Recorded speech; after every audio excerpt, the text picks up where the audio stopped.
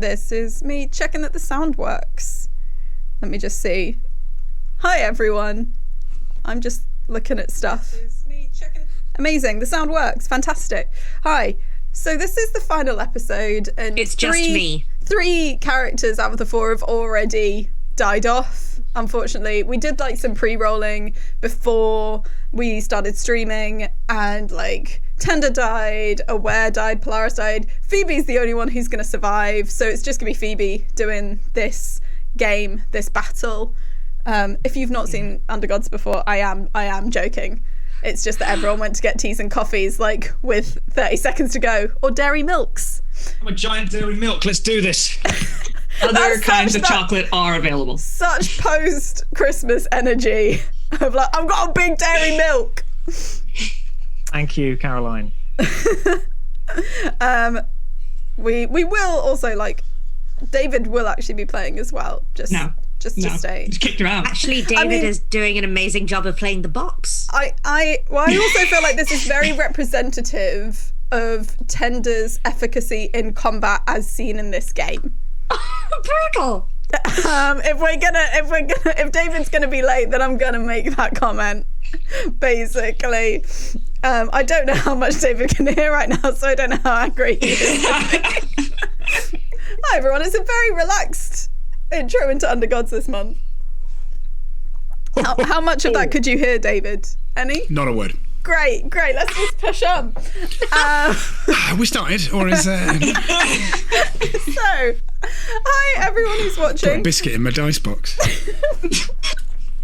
Again, a biscuit in me dice box. More representations of Tender in combat. Anyway, welcome to Undergods, this incredibly slick, professional, tight on time stream that we do every month. Except it's not going to be every month after this, because this is the last one. This is the last of the months. We've been doing this since like late 2019, which, as everyone knows, was several decades ago. And so we've been doing this monthly, and it's all coming to a head today. So for anyone who needs filling in on the basics, we are playing Dungeons and Dragons 5th edition. And what that means is the people to kind of my left and like down a bit and underneath and just generally around, they are all playing their own individual characters with their own character sheets and basically information about what they're good at, what they're bad at, who they are, their skills, their talents, etc. And they play that singular character.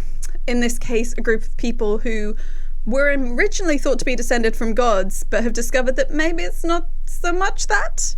And they were brought together to stop essentially an end of the world scenario.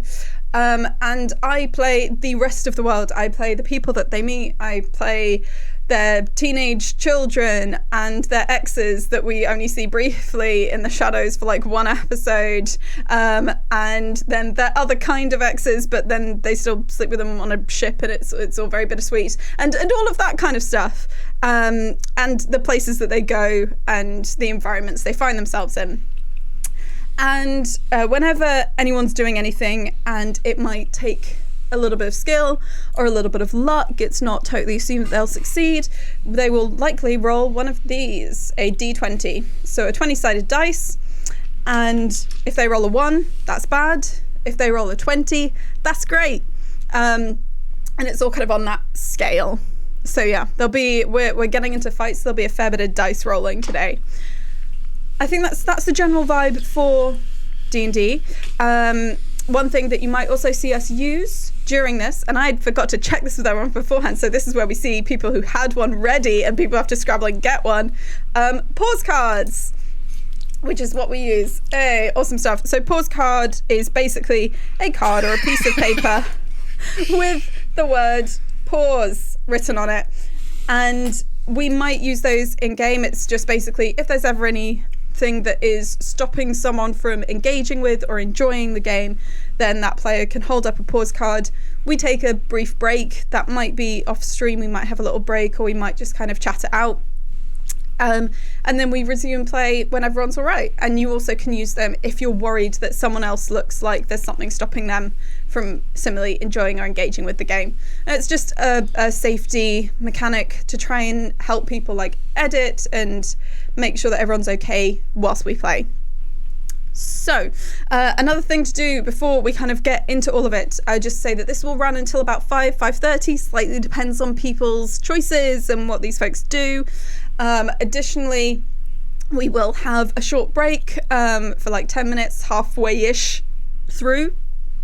Do feel free to chat along in chat. We've got the lovely Christopher Robin, who is being our moderator for today, and it's always lovely to have people chatting about all this stuff. Also, if you do get into chat, and even if it's just saying a little hello, then you're in with a chance of winning something from the Thornless Rose, who's been a supporter throughout all of Undergods, who creates incredible gaming accessories, handmade dice, leather items like dice trays, and we're doing 2 giveaways today because it is the final thing. So one person is going to win this little box of mystery dice.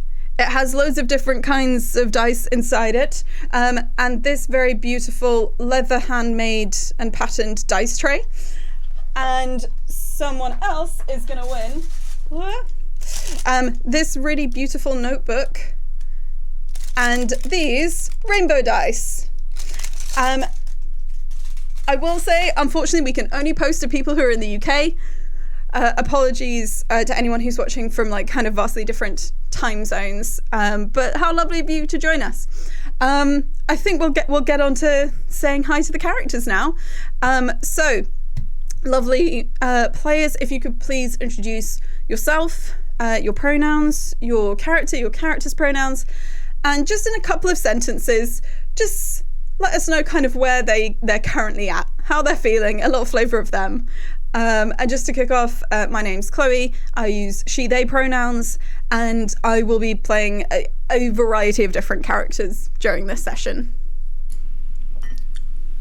I am David, and I use he, him pronouns, and I am playing a character who also uses he, him pronouns called Tender Levin Kir, who is a tiefling, a retired adventurer who has been dragged in for one last job by the tree, which seems like a long time ago since we last mentioned the tree. And they've had a rough old go of it during this adventure.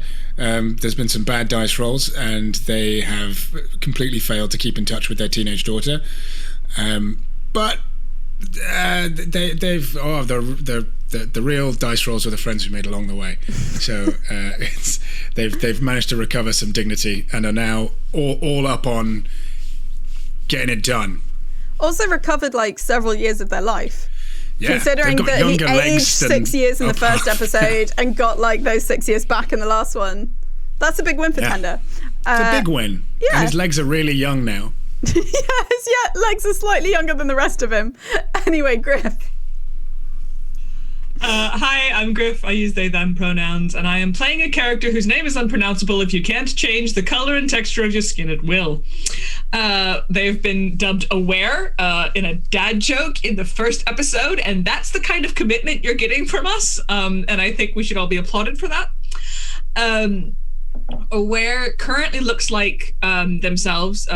They are a changeling, and so are a gray humanoid shape. Which is odd that actually anybody is allowed to see them look like a changeling. That is a big deal for them. They have a lot of trust issues, which is not helped by the fact that the tree who hired them to come from their village that they never leave unless they have to, lied to them and are now putting them and the rest of the world and their village in mortal danger. And so the trust issues have not been helped, and Aware is angry and is going to take that out on as many faces as humanly or indeed changelingly possible. Nice. Hiya, I'm Hannah. My pronouns are she, her, as are my characters. Phoebe. Phoebe is an Aasimar light cleric who's out on her first big adventure from her sort of cloistered life, where she was sort of worshipping who she thought was her dad, God. Unfortunately, the party found out that we are not, in fact, undergods, descendants of gods. We are, in fact, bits of one god who died many years ago. And so Phoebe has no direction in her life anymore, is really miffed with the god that she thought was her dad, who she's been trying to get in contact with for ages, has a tendency to set things on fire, and just really wants all her friends to be safe at the end of this. Nice. Hello, I'm Tom. I use he, him pronouns, and so does my character Polaris. Polaris is a sort of humanoid mass of water. Let's go with that, or a water genasi if you want the mechanical term. He dresses like a pirate, though he isn't a pirate anymore. He's a privateer, is so a pirate in the employ of the state. The state in this case really being the tree. And as David said, a long time ago, it seems, the tree did ask him to come and help with this little job that has now become a very different job to what it started as. And along the way, he too has discovered that he was not descended from the god that he thought he was descended from. He'd always had a complicated relationship with Nastori, the god of contrast and change, because he didn't want the powers that he has, because his powers of contrast manifested themselves in him, a being made of water who lived under the sea with his family, in giving off electrical shocks and spewing lightning uncontrollably from his hands, which the party have learned does sort of happen uncontrollably when he's in water anyway. So he has had to learn to control that. He lives on the surface. He obviously took to the seas on a ship to be as close to his natural home as he could, but he has now, he's about 30, made a bit of a life on the surface and working as a mercenary / privateer, and has decided, well, he's sort of become the de facto leader, but not the de jure leader of this group, because the tree have not yet agreed to actually pay him the extra money he would be paid if he were taking a leadership role. But when decisions need to be made, he tends to be the one who makes them. And as Chloe hinted, he recently said goodbye to his crew and the former first mate who he's left in charge of his crew, who he does have some, it seems, feelings for. Well, who knows what will happen at the end of all this? But he's got bigger priorities right now, trying to save this continent. And he was particularly worried, actually, because he did try to get his colleagues and friends to get away on his ship, but it needs repairs. So if this continent goes back in time, it's probably going to be taking the ship with it, because it's currently in harbour. So there's a lot on the line for Polaris, as I think there is for everybody. Yeah. And I think the tree have agreed over the phone, over the sending stone, about the money. It's just not appeared yet, but then there was recently a vision presented to someone of the leader of the tree being woven and built into part of this monument. So obviously the current admin structures of the tree are a little bit compromised. Fair. So where we left you all off, Your invoice is missing. Yeah. I have 30-day terms, non-negotiable. Well, we'll see if you save the world first, and then we'll get to the paperwork. That feels like the right order of things. So where we left you all, you had literally just been teleported by your ally Celeste, who was a member of the Deathless, the individuals you are fighting, but who has kind of over tens of hundreds of years has defected to be against the rest of the Deathless. So you're being teleported by your ally Celeste to a place called Ewelt's Gate, which actually is this huge cavernous structure that is has no sunlight, but is lit by a huge lake of fire that actually goes over the ceiling and arcs over this space. It looks like a very strange space in terms of nature. There is an entire forest that is on the floor of this cavern, and there are these kind of trailing small streams that you've seen kind of trickle up and down and across and over walls. So it's a very unusual, very strange location. You are also there with Atoka, who is a Medusa that you helped reunite through various bits of magic. Seriously, watch the last episode if you haven't, folks. It's real beautiful. But you also, because he has a permanent petrifying gaze, he was given a pair of glasses that were then ashed and burnt over, that he can wear, turning him into essentially the D&D version of Cyclops from the X-Men. So you have those two allies with you. The moment that you appeared, Aware was subject to some strange magical effect that tried to kind of pull them out, but that didn't actually work. It was just an attempt to banish from one of the Deathless. And amongst the trees in front of you, the Deathless that you know, there is Narisha, kind of very long poker black hair elf individual who is actually a changeling. You know that much. You have Siueska, who wears a bronze mask permanently, quite theatrical. Initially it seemed like that was just like a kind of cultish thing, but no, it's just that Siueska likes to kind of dress up that much with these things. And then there is Adon, who is Celeste's brother, who has a port wine stain birthmark over his face, and also kind of just very like broad, very well built, short brown hair, who's been shown to be not the most competent of fighters. Genuinely had higher hopes for him, but dice didn't roll that well. But they have started to emerge from the trees, and so the only place to really start this is with all of you rolling initiative. For anyone who's watched Undergods before, because this is something we used to do in live shows, we did a default initiative. But I wanted to, for the final one, it felt like lifting things a bit more. David has turned into a Muppet, perusing his own rolls. Born a Muppet. Any 20s or aboves? You'll die, a Muppet. And only your puppeteer will mourn you. Man or Muppet? No 20s or aboves? Okay, 15s or aboves? Aha. Griffin, Hannah, what'd you get? 19. 17. Cool. 19, 17.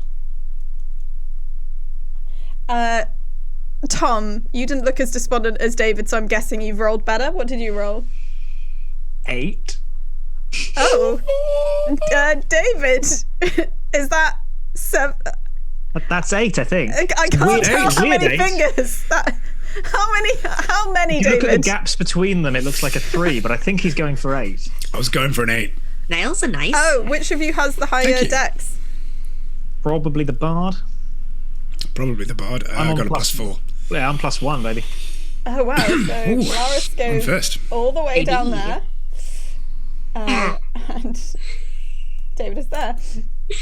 Okay, so as you look out at this bizarre, unreal location that you're in, you can feel the heat of the fire, even though it's kind of probably like 100 feet or so above you. And occasionally out of the corners of your eyes, the most observant of you, I believe that's kind of Phoebe, and potentially also Aware shortly after that, can see that occasionally these little kind of globules of fire just like flick down and land on the ground that you're standing on. Oh, come on. In like a very faint rain. The first thing that happens is you see incredibly quick movement, too quick to be natural, as Adon, in his kind of broad bulk. I mean, he's got a bit of a thing against Polaris, because Polaris is clearly the fighter of this group. We had a bit of a tussle. There was a bit of a tussle. And so Adon, I think they're kind of they're about 60 feet away from you, which means he's not going to be able to get out of this, but screw it. Adon just comes, longsword in one hand, dagger in the other, seems to move with lightning fast speed. And let's just have a look-see. So, these are both, okay.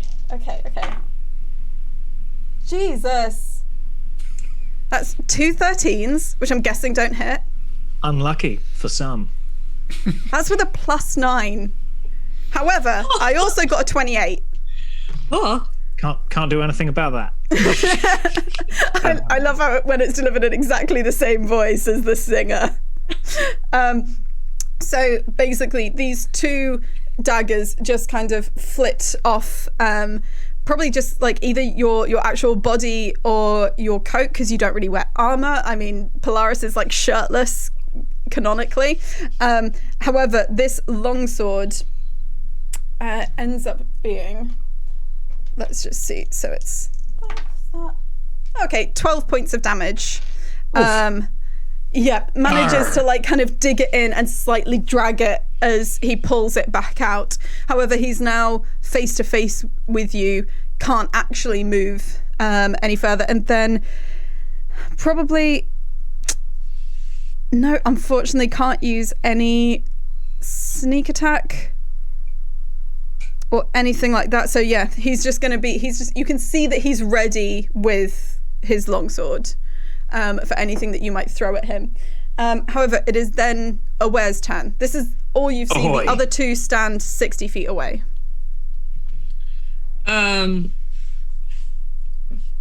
So Adon has the wine stain birthmark. Port wine stain, yes. He's also the only, if I ever say he, him, only Adon and Atoka use he, him pronouns. And when we came in, we didn't move. We're still quite close to each other. So am I in melee with him? I'd say, like, I'm happy for it just to be, you'd only have to move like 10 feet because the furthest you're going to be from each other is that much. Because you were all bundled together for teleporting purposes. Okay. So you can hop over. In which case, no, Aware doesn't move. Just kind of pivots to catch Adon's gaze and goes, "Hey, Adon!" And everything about them changes, and he is currently mirrored. The only difference between the way Adon looks and the way Aware currently looks is that Aware has a bag of holding strapped across their body. And Aware goes, "Got your nose!" And that is Tasha's hideous laughter. What's the save that I'm trying to make? It's a wisdom. It's a wisdom save. Okay. I'm guessing that 10 is lower than your save. It is indeed Wild lower than guess. my save. Cool. Just with you, does Tasha's hideous laughter, like, is there anything about the style of laughter, or is there any kind of magical sheen to it? I think all that it is ugly laughing. Like, it's as awkward a laugh as you can possibly, because the jokes are never good. Aware's not funny. So yeah, it's going to be those kind of guffaws that kind of make you feel like you're gonna retch. Oh, okay, that Like kind of truly hideous laughter. Yep. Also gonna fall prone and become incapacitated. So this is concentration for a minute. So yeah, Adon just having like kind of absolutely zipped in, gone for Polaris, stabbed in, pulled the longsword out, been ready, sees you and just that kind of horrible retch / laugh as he just Cursed content. like Truly cursed content. bend over. You can see in his eyes this is not funny and he's fighting against it, and it's that horrible facial dissonance between Jim Rash clearing his throat in Community after during his peanut bar rap. Precisely. That is exactly. I don't know what that was. And Don't know what that then, was. is there anything was. in terms of bonuses or any additional movement that you want to use, Griff? I don't. Hold on, let me have a look.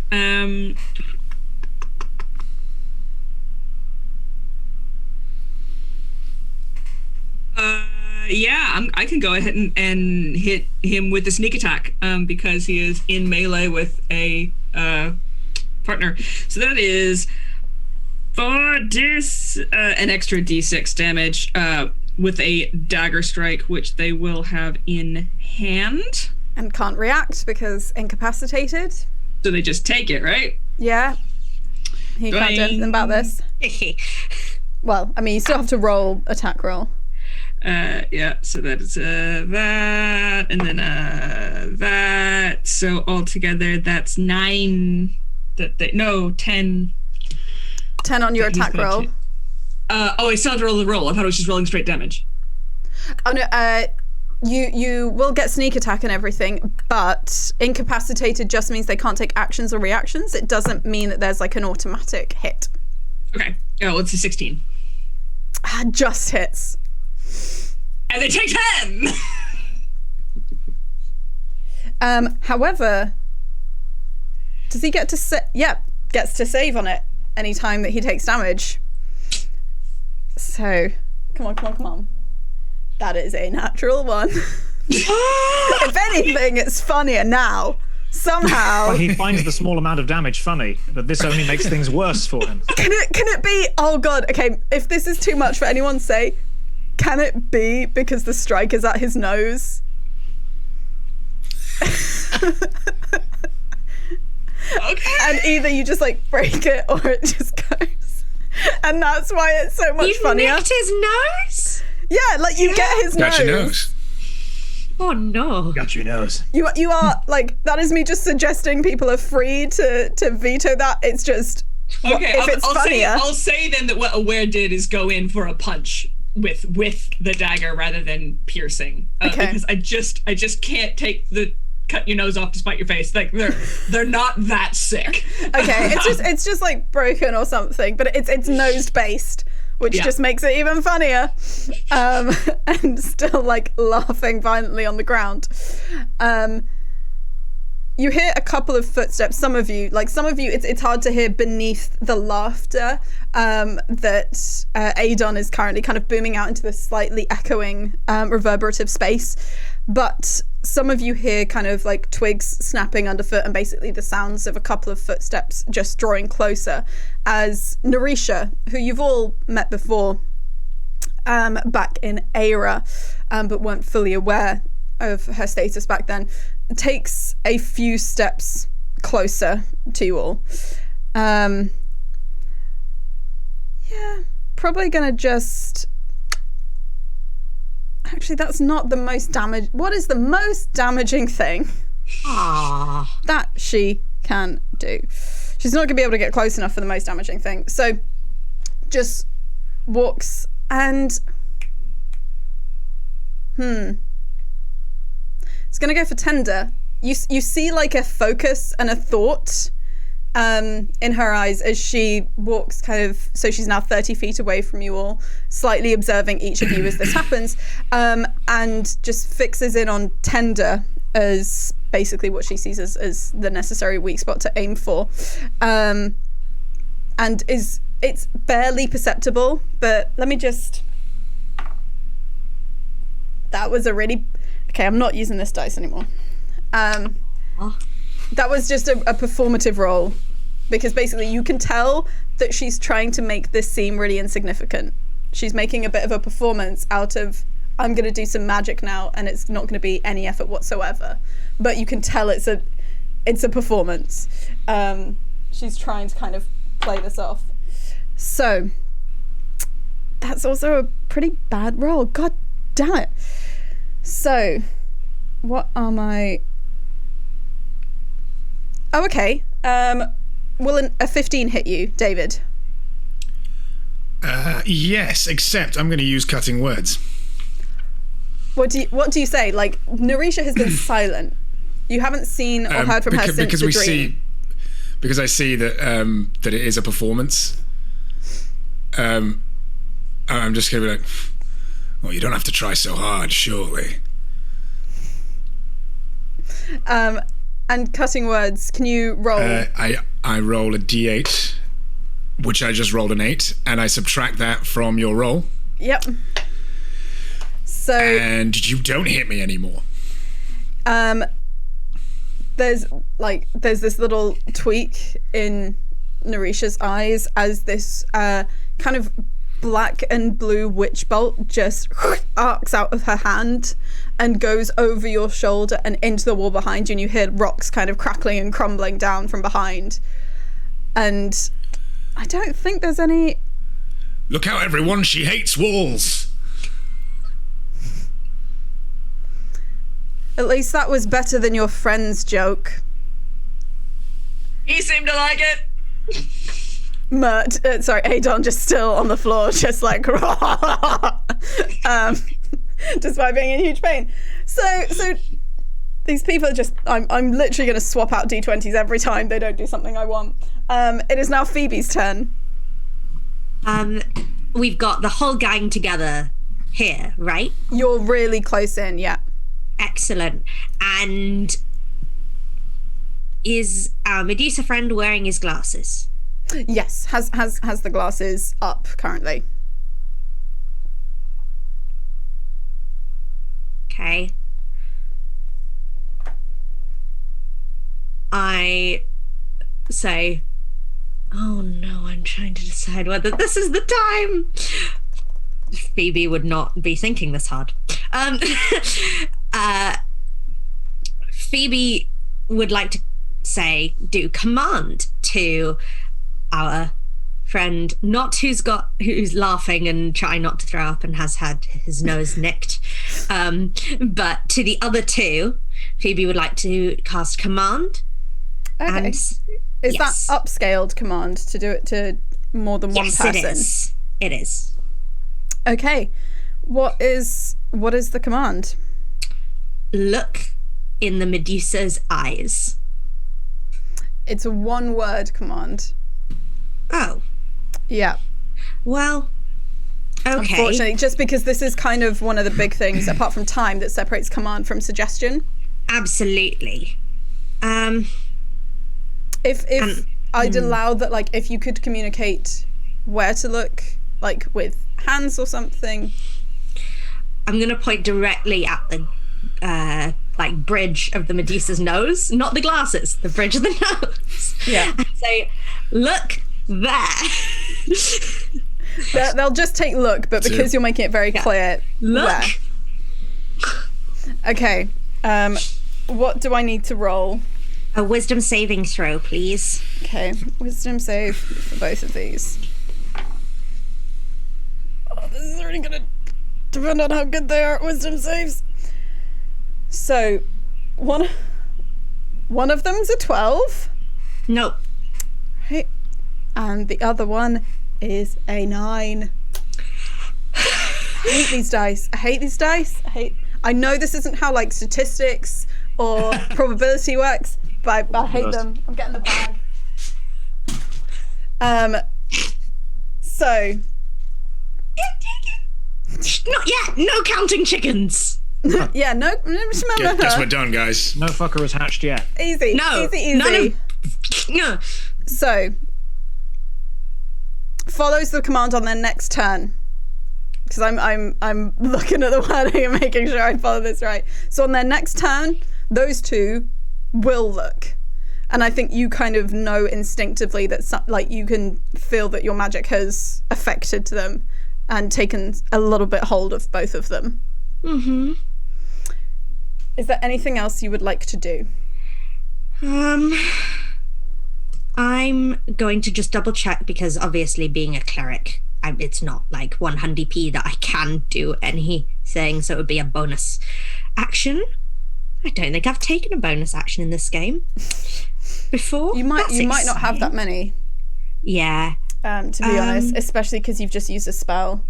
Exactly.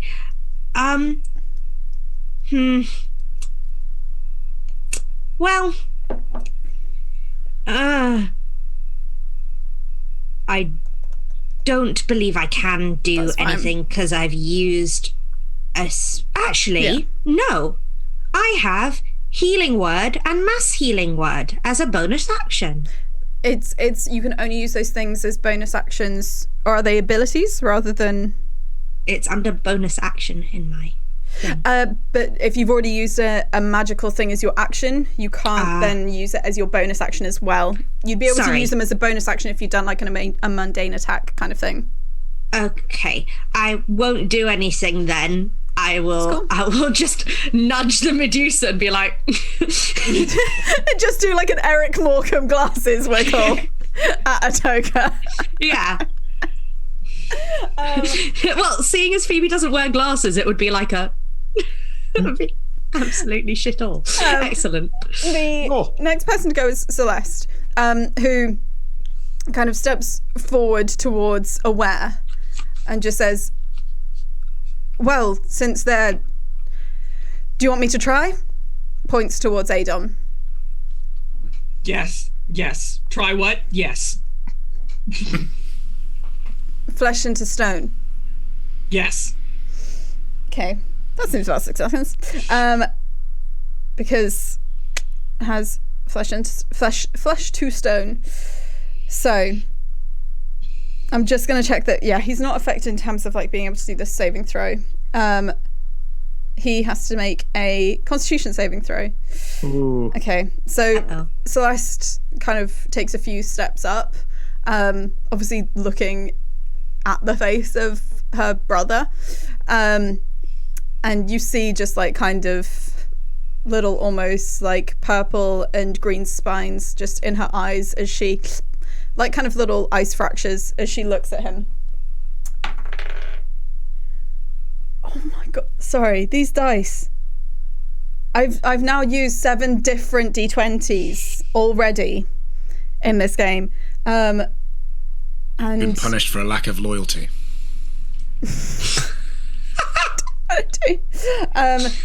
Constitution, that is a 12, which is not going to beat that. So you see Adon's skin begin to harden.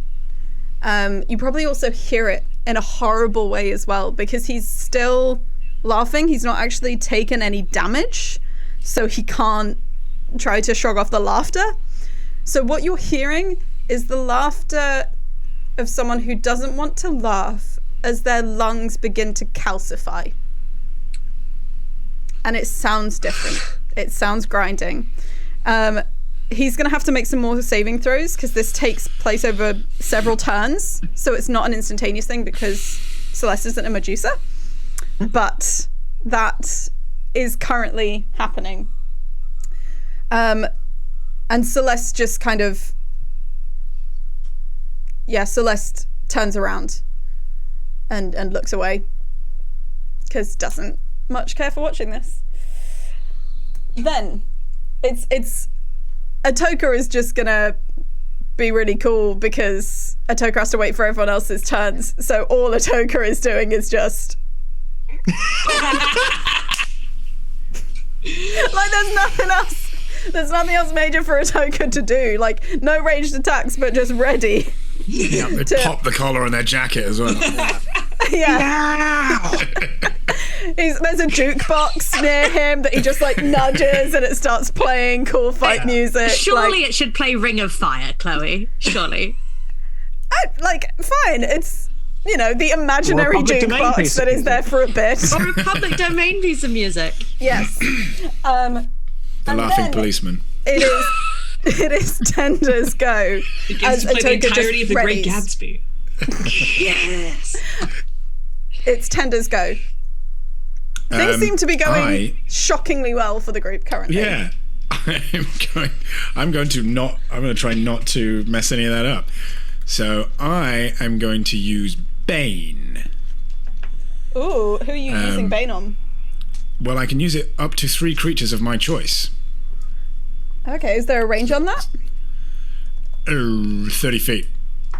Siueska is too far away. Siueska is 60 feet away. Siueska. However, well, like Adon, I don't know if he's gonna make many. Well, yeah, he is gonna be making saving throws, so it would help. So there's Adon and Narisha that you could try to attack. I mean, or you could move 30 feet and then cast. Yeah, can I do that? Can I get in between? I'm gonna walk. I'm gonna walk closer to. You'll have to get very close to Narisha. Narisha. Okay. Yeah.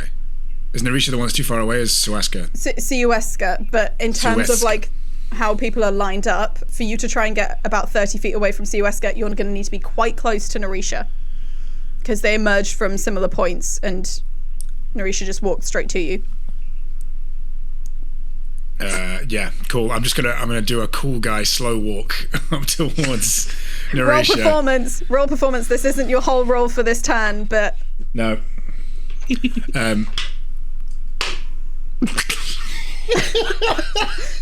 What is it? That's a nat 1. Someone's brought down to my level. I just can't walk. I'm gonna try and do the slow. I'll try and do the slow walk. Your legs are younger than the rest of you. You've forgotten that core fact. I try and do the cool guy slow walk while saying like, "Listen, it didn't have to."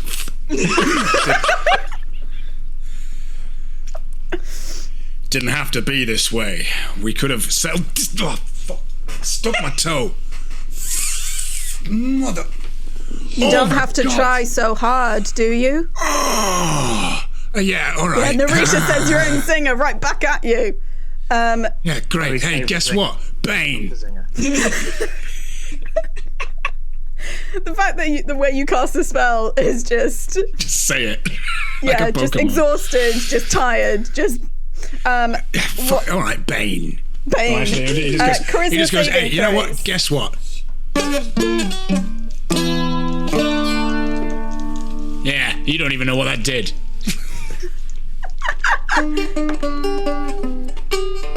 So, if these are Bang.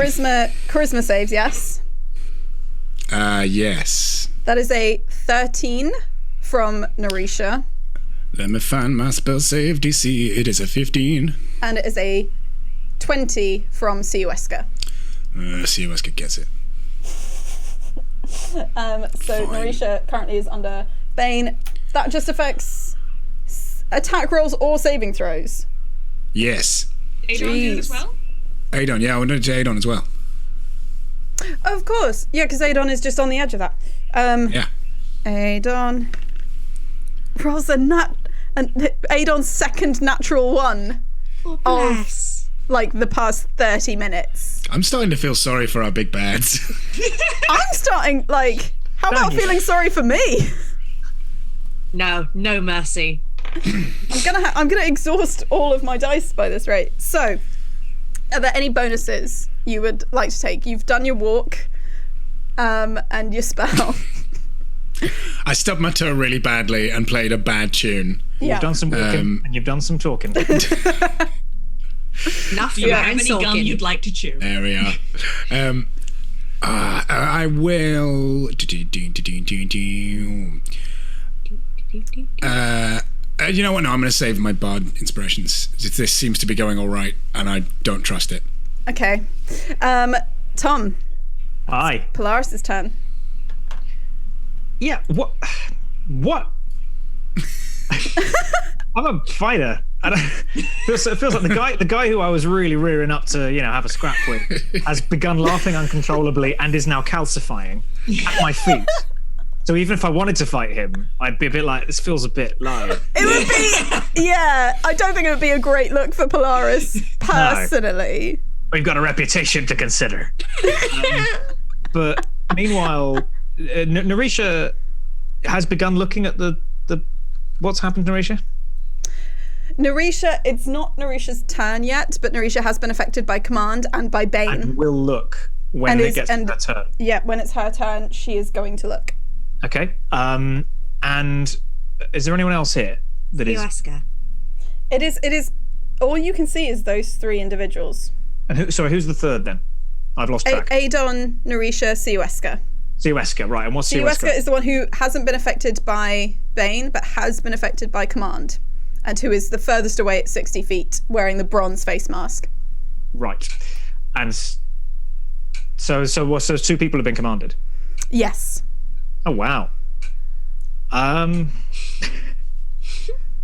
think We're doing suspiciously all right. yeah, exactly. It's more about like what because Polaris You as can an always- Eldritch Knight. Yeah. You he's can always not- ready something if you want. That's what I'm thinking. Yeah. Yeah. I will ready an action. I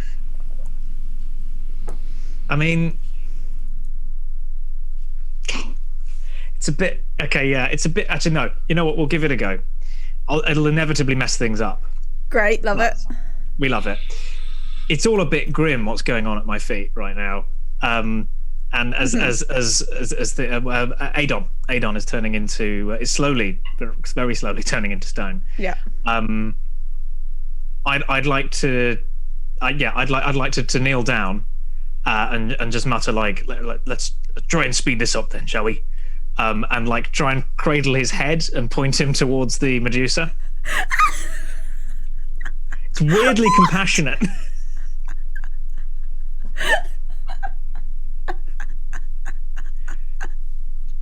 You don't know the shit that Polaris has done at sea. Okay, so He's yeah, had to. you kneel down beside Adon and cradle his head, but start to like, and you can hear like the the cracking of and the kind of rubbing of stone together as you like slightly angle his head to try and point it towards Atoka, who's like at the other end of the bundle of people. Just like. And I am just Yeah. I am just also, I'm not looking at him. I'm all the Medusa. I'm just looking like, no pun intended, stone faced, just straight ahead, just like. David, can you play the Curb Your Enthusiasm theme badly enough that it's no longer in copyright? Yes. Yes. This art image. He's a pirate captain, guys. He's done some stuff. You didn't bring him on for his sparkling personality. He Right. was a privateer. He was a privateer. Okay. But he's still too dishonourable to become a soldier or actually get employed by the state. Kept at arm's length. Right. I'm just checking with command if that has to happen at the top of the turn. Yes. I'm double checking whether it says top of the turn. I just hoped if I said yes confidently. Yes. Follow the Rules. command on its next turn. On its next turn. Ah. So. Okay. Oh, there's two options, but one of them takes too long. Maybe. So Too long. at the risk of seeming like a broken record, having just taken the glasses, these little kind of circular ashed out glasses down, Atoka needs to make a charisma save. And of course I again one of my 3 good rolls. If that's that's gonna be a 17, which is gonna be, of course that's 1 higher than the spell save DC for this. So yet again, Sioeska attempts to banish someone, and you see almost like a slight tearing of reality, but then back as that doesn't work. So isn't able to banish the Medusa before looking, and is now looking directly into the eyes of Atoka. So this requires a con save. I genuinely can't believe my bad luck with rolls. I'm on you, Spurs. What the absolute hell? Why is it so much to ask just to roll double figures? Why is that too much to ask? That's an 8. It's an 8 on this. So. Oh my god. See, what Chloe doesn't know is that we snuck into her house hours before the game began and replaced all of her dice with literal poop. We bribed Chaz to just spit on them. So. I mean, in a way, obviously, should be applauding you all because you achieved this moment by working with others, by going to great lengths to ally with others, and Chloe, give us doing our win. doing a lot of activities. Stop trying to act like this is technically your idea, because we did your themes, we did your dramatic arcs. We won your stupid game. We are here because of Hannah. Because Hannah took notes. They're still living! Please don't count Take chickens! notes in your D&D games. Hannah came up with this plan by taking notes. And this is why people should hire me. I'm very good at taking notes. It's a DC. Don't use this as a CV. We're all about to die. It's a DC 14 Constitution saving throw, and this character has just rolled a 9.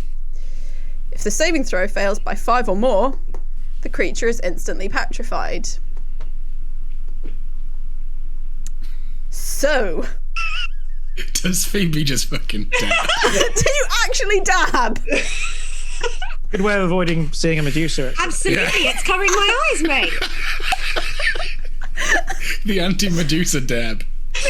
So, yep, the petrified creature, you just see. Thing is, you can't see a lot of this because Sioeska is covered in robes and a metal brass mask that covers their face.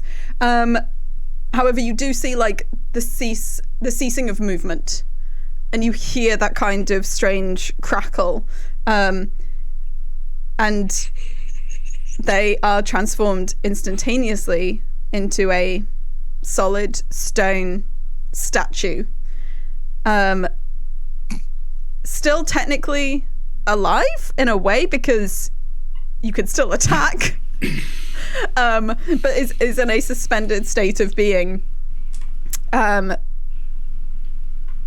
Looks very similar to how they were before. Adon and Narisha are both aware of this. And it's actually... Okay, so I'm going to need everyone to please make a dexterity saving throw. Because we are back to the top of the round. Let's move Adon. No. Oh no. Aha! What was that, Tom? Dexterity save. Yep. Toi. Toi.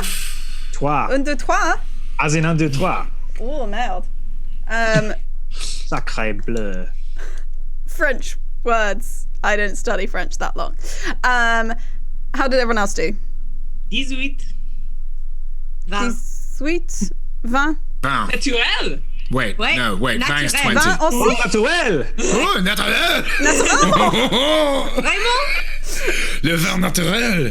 So is that a Sacré bleu! Donjon est trop grand. a 3, an 18, a 20, and what was yours, David? I got a 12. 12. So I can remember what it was in French. You Unfortunately- said 20. I did. I thought that was Yeah. 12. 12. I forgot what it was. It's dues. dudes. Dues. Polaris Quite good, and friend. Tender both take 11 points of fire damage as some of those raining flames come from the ceiling. The rest of you manage to just avoid them. Adon doesn't, because Adon is in Polaris's arms. However, that's a pittance compared to everything else that Adon is currently going through. So small. But yes, mark that down as there is still kind of fire raining from the sky. It is now Adon's turn. Now, Atoka isn't looking at Adon. It's just Adon making the save with Bane. Right, let's see how we go here. So it's another Constitution save for Flesh to Stone. Oh! Okay, so that might be a good thing. Minus a So, D4. Constitution Fine. save, even minus a D4. Let me just. Sorry, so many tabs. So many tabs. Where did I? Oh, yep, because I clicked through the wrong thing. Even gets a DC 16. Gets a 16 Okay. because big on them con saves, and that was rolling a 4 on that Bane. So that doesn't. It's a you stack 3, so it's got to be 3 successes or 3 fails, whichever he gets to first. But it's I there's just like a hand just grabs on to Polaris's shoulder as Adon like is kind of crunching down on the watery bicep and just trying to stave off this increasing stone transformation. And then that's kind of all he's going to be able to do with that. Then it's on to Aware again. So Aware is aware of what Phoebe has done and knows not to mess with it, but also knows that nothing ever works for us ever. And so is not going to trust that is enough. And so will very quickly sheath dagger and pull out short bow from bag of holding. Now, because taking that out of the bag of holding is an action, Aware will not be able to attack with the bow this turn, but will aim directly at Narisha's head. And I'm wondering if you will allow me to change appearance for the sake of flavor, even though technically as a changeling it should take 1 turn.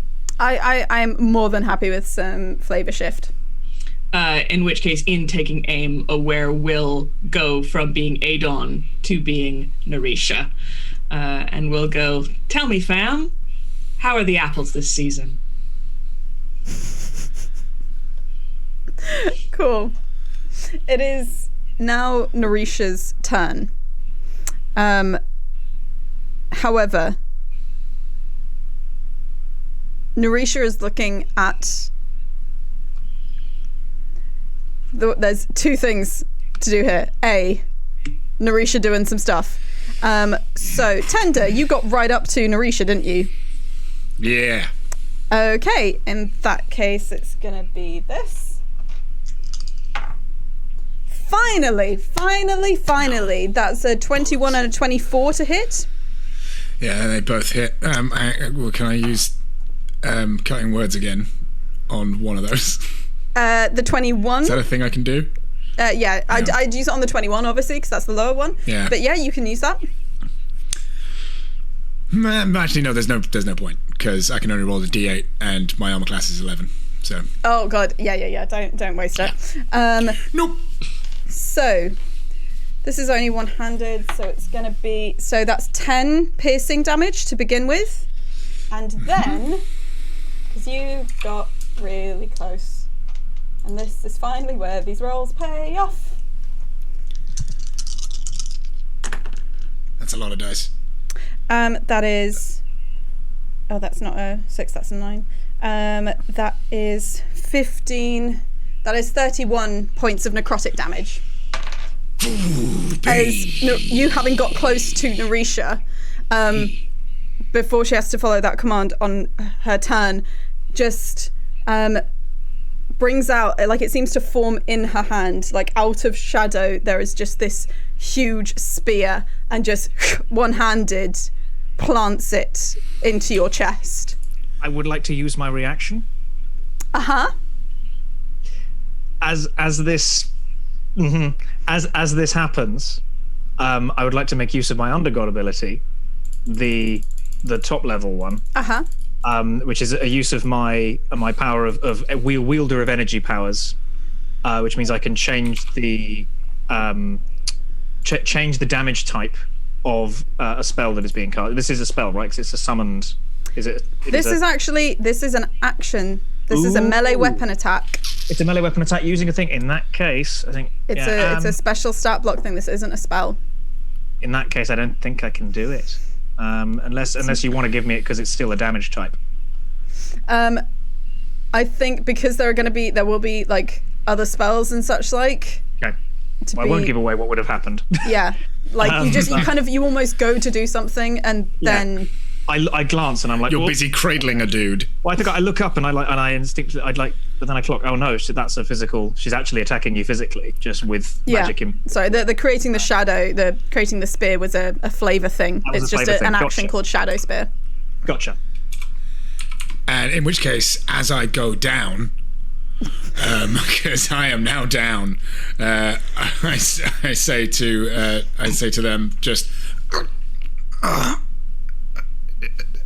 That's a much better try.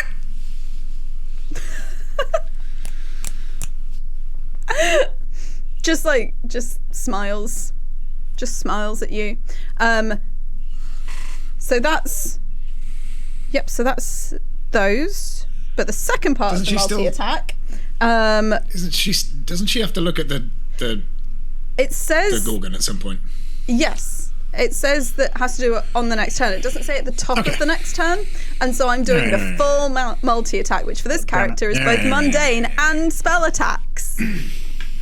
Chloe, I've just double-checked. It doesn't apply. It's not spell-specific. Oh. It's if someone takes damage. Okay. If that's what's written, then go for it. If that's okay. Yeah. Tender's just like... And has said that was a much better try, but then just after that moment. Sure. Much better try. And before the necrotic damage happens. Yeah, it's gone into you. I take 4d6 damage. As like those of you who've seen my kind of like static electricity and stuff inside my body kind of ramming around kind of thing. like the black energy inside me kind of because like it's like the shadow is being pulled off of this spear and like starts plunging into Polaris, and almost in like a triangle comes out of her into her spear, comes back out to me, and then out of my other hand flies back towards the spear as pure like bright white, because I'm taking an extra d6 of damage to choose the damage type which is being dealt, which is now healing. Healing damage. You are taking healing damage. It's healing energy. So that D10, that 10 damage that you took, like you say that was a much better try, and then Polaris just does this, and as all of these kind of refractions of different forms of light bounce around this space, and sometimes like blinding, this healing just wells up inside of you, and you could feel that you were about to go unconscious. Like you knew that it was going to take everything from you, and then suddenly everything wells back up into you. Oh, hang on. So, in which case, as a shit, give me 1 second. I think I can do. Where is it? Sorry, because I'm a tiefling. No. Oh, what Hellish Rebuke? Is that what you're thinking? Hellish Rebuke, in terms of tiefling stuff. I have it somewhere. I don't know where it's gone. I'm gonna say you technically didn't end up taking damage though. But I was attacked. Okay, if it's just when you're attacked. Okay, yeah. You know, kind of Hellish Rebuke. Let me just have a quick look at Hellish Rebuke as its descriptions. Creature that damaged you. I was damaged. And okay, yeah, you were damaged, but then you were through godlike surrounded methods by healed. Dexterity saving throw. Dexterity save. So Natural 20. Oh. Okay. Wait, does she do that with Bane? No, doesn't make any difference. Like that's, I mean, yeah. If I was to apply, yeah. Nat 20 is a nat 20, and then take it under. so I use Hellish Rebuke my one time. What do you say? I just do that. Is there anything you say? I just do that. That was a much better try, but try this on for size. I'm sorry. Did you do something? That was cool. No. I had some wind. Doesn't know how to deal with this dynamic at all. Has one thing that she can do before she has to look in Atoka's direction. And just so, for the record, you distantly hear Polaris go, blow me down, because I've taken 16 points of damage. Oh no! Biggest decent roll I've ever seen. Could you please make a con saving throw, Tom? I'm made of water. Right, what's that? Okay, I have got something for that. Let's see. Con save. Yep. Ooh, it's gonna be borderline. That is an 18. An 18 it's a successful save, which means it's half damage. As like necromantic energy just starts pouring out from Narisha. It's kind of like there's a line going from the tips of her fingers across the collarbone and down to the other hand, and it's just like this kind of stream of black shadow necromantic energy that pours out towards you. And so that is 10, 15 pretty poor rolls, to be honest. So that's 24 half to 12 of necromantic energy.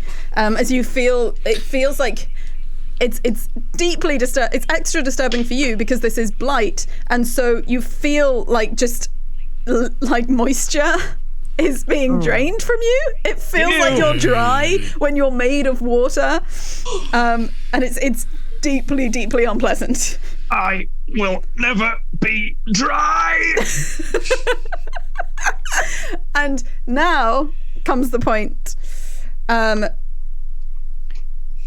do grab like a bit of it out of the air and like suck it into my arm, but it's not very effective. But I'm doing my thing that I can choose to do later. Yep. So what I'm going to say is, because the thing is, petrifying gaze, it's not listed as an action, but it's listed as an ability. And the idea of doing an ability twice on your turn It's doing one ability, just 2 people are affected by it, no? It specifically talks about only one creature, because you've got 2 people who are 30 feet apart. You can't look them both in the eye simultaneously. Can't be cross-eyed. He's not there to put the glasses down and then goes. No, unfortunately, he can't do like a Pennywise Skarsgård, just like let the eye drift or something like that. He is just going, and so it will be on his turn that he's able to do that again. That's not me trying to be mean. I feel like I'm being quite fair with how it feels like things should pan out there. But they are currently looking at. She is now like looking at Atoka, and it's just for Atoka to look back to her. So, God, there was so much going on there. It is now Hannah's go. Excellent. I would like to do prayer of healing, please. I would like to heal my friends, and specifically, I think you, David, are fine, right? Yeah. I saw you look better, but I just saw a lot of like light go through. Prayer of healing, unfortunately, takes 10 minutes to cast. Yeah. Oh God. So, because it's a beefy boy. It's a beefy boy. That's okay. Well, there's other healing that you can do that's more instantaneous, but yeah, unfortunately, that involves a whole ritual aspect to it. Well, you click on it, but you hear like your tutorial guy go, "You don't have time for that right now." Well, I hear the person who was back at the temple being like, "What are you doing? Yeah. Do you have 10 minutes? Come on." Okay, in which case I'll just do healing word, please. Okay, absolutely. That's my bed. Oh, that's a 4 + 5. That's 9 points. 2. Cool, and that's to anyone? It's creature of your choice. Polaris. Yeah, that seems because I saw a light show just happen and I have no idea what that meant. Yeah, but Polaris obviously seems pretty. It looked like some shadows were going to go into Tender and fuck him up, and then those shadows got pulled out into Polaris, where some of them stayed and seemed to really mess them up. And then he fired some positive healing into Tender. Yeah, so, well, Polaris it was took a hit.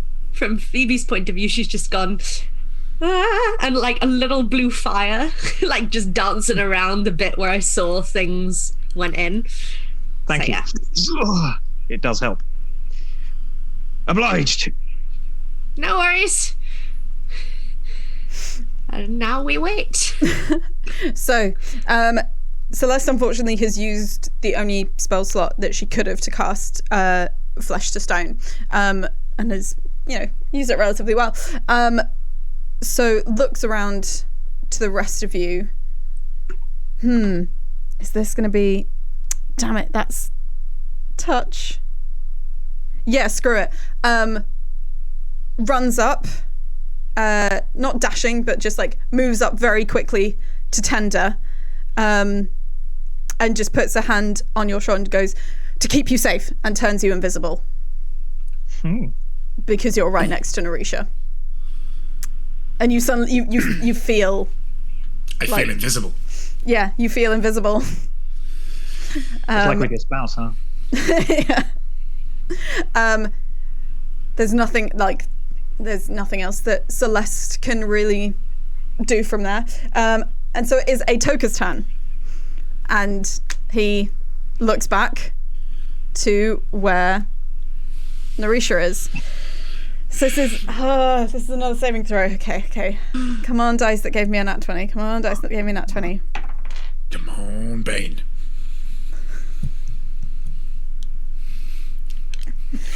Go on, fella, give him a broadside. Just seeing if there's like anything. Show them the whitest part of your face. Anything I can do. All of these post-its that I made with what people can do, and like their abilities and their tactics. Not going to check the modifier. Do with the Medusa again. Sorry? You ever going to do a campaign with a Medusa in it again? If I am, the Medusa's going to be the enemy, not the ally. I'll tell you that much. Befriendable Medusa. Yeah. It's a big... Not going to look at the modifier because that's a 2 on the dice, which by my maths is more than 5 beneath. So. I love that we're winning this campaign with the power of friendship. It very much is the power. Which is like the first thing we found that we said we were going to do and then did it. Like completing simple tasks. Look, this is what Promises project management kept. is all about. Making sure you've got an achievable plan. And invoicing on the last Thursday. This is good human resources. We have delegated well. just seeing if there's any no, 'cause hasn't actually taken damage, so can't do that to this isn't a charming-y type thing, so it's a con save, so it's not. Nope.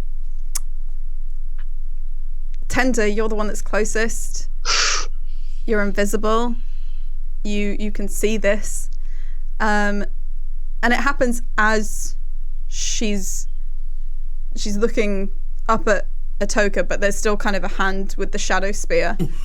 And the shadow spear that was... Can we do the thing where she's looking immediately at me and then whoosh, I disappear and just behind me is Atoka? Yes! Oh my god, that's so cool! You're made invisible, and suddenly that's looking straight through at Atoka, and the spear that was in you feel it just like into nothing as her face just solidifies into like this kind of because it says a kind of stone, I'm gonna say it goes into like this kind of hematite fool's gold rock in front of you,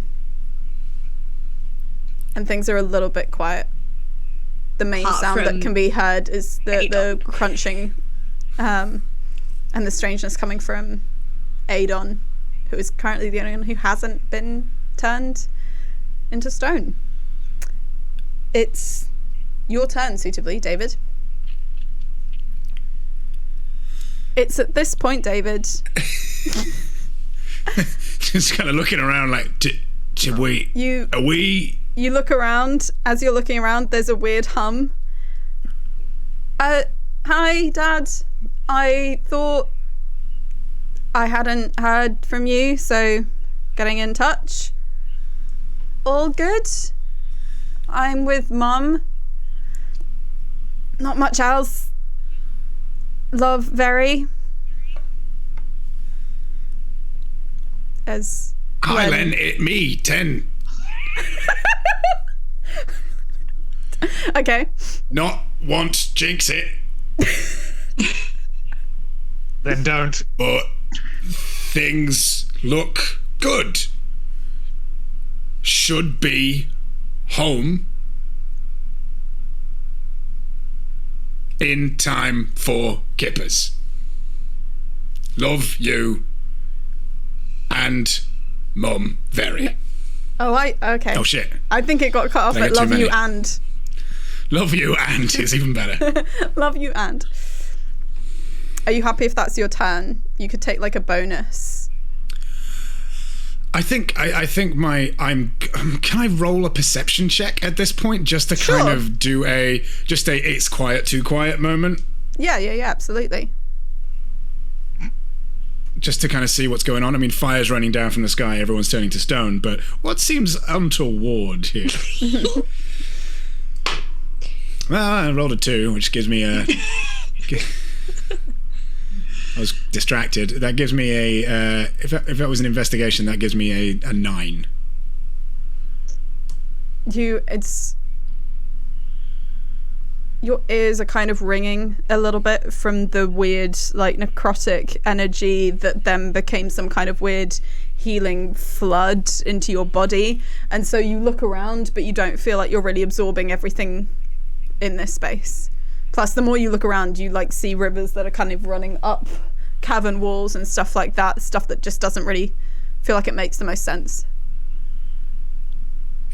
Just as a free action, the spear just...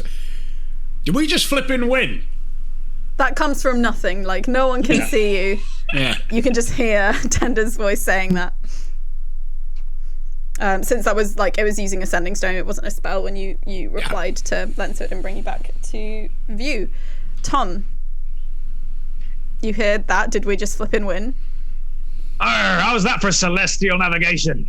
It's a nautical thing. You use it to...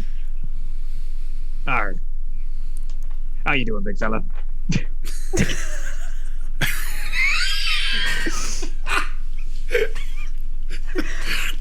You see that Adon is, I think, still like kind of laughing, but has closed his eyes in some kind of concentration. So even like turning him towards Atoka isn't going to be doing anything.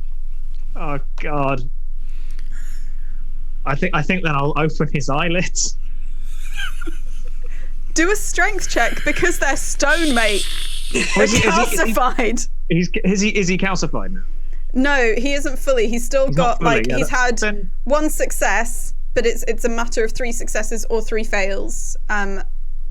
It's whichever he makes it to first. So he hasn't partially, but I'm saying that the eyelids are slightly calcified. If you're gonna try and do this, I think I will, because I did this to put him out of his misery. So it's a natural 20. Oh, Tom, the noise.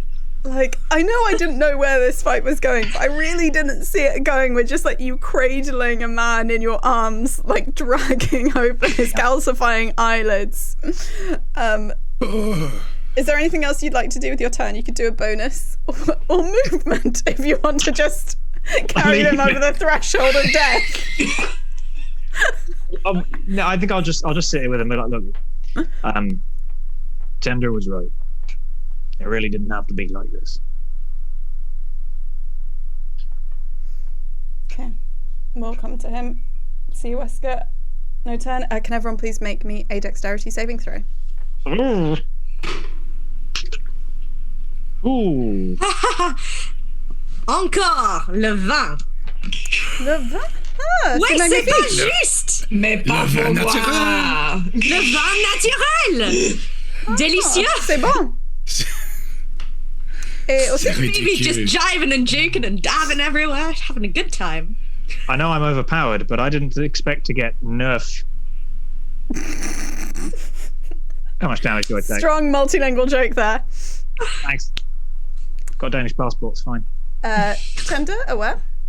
Well, I hope everyone's set for my roll. Actually, it was a nat 1. I just have a +6 to dex. Okay. I don't remember what 18 is. I can pretty much get it. Well, if you can't say it in French, it Oui, doesn't 18. count. That's what oui. we've established. Hey, Numbers Not have to be French, it's reported in not French. real. Okay, so I believe that's hang on, only. where's the pun? Hang on, give me a second. I've got a pun for Disweek. Though. Do you? Is it so? I mean, like, I've already got one. Like, It's done. are you It's fine. serv- It's like, hey, are you if you were serving looking up? Are you serving up a healthy breakfast, David? Because you've got. No, I've just got Disweek. I was looking at like reaping what you sow and like reaping Disweek. You know, Like, I'm fully of the got belief. too complicated. This is what happens when you play what is a climactic D&D session the day of your country going into its 3rd lockdown, and you just have to like blow off steam. So France, take us back. I believe that's Griff and Tom. We are. Griff and Tom's We know our characters. numbers. Griff and Tom's characters failed. You take 13 points of fire damage. Again, as does Adon. As you just open his eyes up to the flames. Does anyone have a brolly? As things just like flicker down. And it is now Adon's turn. Shifts his eyes because he can move his eyes. Like, and he's not been commanded to look at Atoka. So looks up at you, and you just said that Tender said was right, it didn't have to be this way. And Adon just looks at you and goes, I made promises to people that I'd be back for them. I keep promises. Rolls in that one, that's a failure. I'm happy to say that we're out of initiative, but I will still, at kind of 6-second-ish intervals, have to roll for Adon. Would you all like to stay initiative, or would you like to move out, and I will simply be doing that for Adon? Because Adon is the only enemy combatant that can currently do anything against you. I see no reason to stay in initiative. Okay. I'm happy to come out, but my first action out of initiative will be an investigation of the area for other people. Mm-hmm. And how live this situation is with the fire raining. Because Polaris is in trouble. Yeah, I'm happy to come out of initiative. Okay. You come out of initiative. I will be rolling periodically for Adon. He still needs 2 of either a success or a failure. It's not quite the same as like death saves, as it were. Yeah. Griff, you wanted to investigate. Roll me investigation. Please roll better than you just did. No, don't roll the same number. That's not what I asked for. That is a 10, but a nat 1 on the dice. Oh, okay. So it's a 1. Yeah, you start moving off, but you're constantly having to like make sure that you're avoiding fire that comes down from the lake up ahead, overhead as it were, and just dealing with that. But also I think because Aware can't quite switch off the fact that Adon still isn't completely out of the game, as it were, and trying to deal with those difficulties. I'm gonna say, because it was a natural 1, you trip and something spills out of the bag of holding, and as you go, your knee plants into what would have been the best pastry in the world. Lowy. The pastry that you made with accidental chaos god magic, the D&D equivalent of a cronut. Look, there's got to be some meaningful losses in this fight, You folks. just couldn't let us have it. You know, I can't. But true to form for Aware didn't know that they had that. Yeah, you don't even know. So they're like, the hell is this? Yeah, just like kind of flaking off your knee. Your knee's all creamy. But yeah, Just you don't. from the air, you just hear somebody say, "Yeah, watch out for that rock." Is there anything else anyone would like to kind of immediately do before I do more rolls?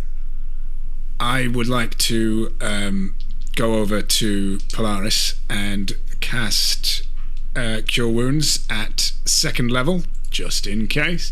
Okay. Which I believe is 2d8s. And that is, it's a tasty. That is 11, 12, 13, 14, 15 points of healing. Nice. You're still invisible when you begin that, right? I am still, I'm just like, Yeah, I'm you going to pop slap my into- hand on your watery shoulder. And, yeah.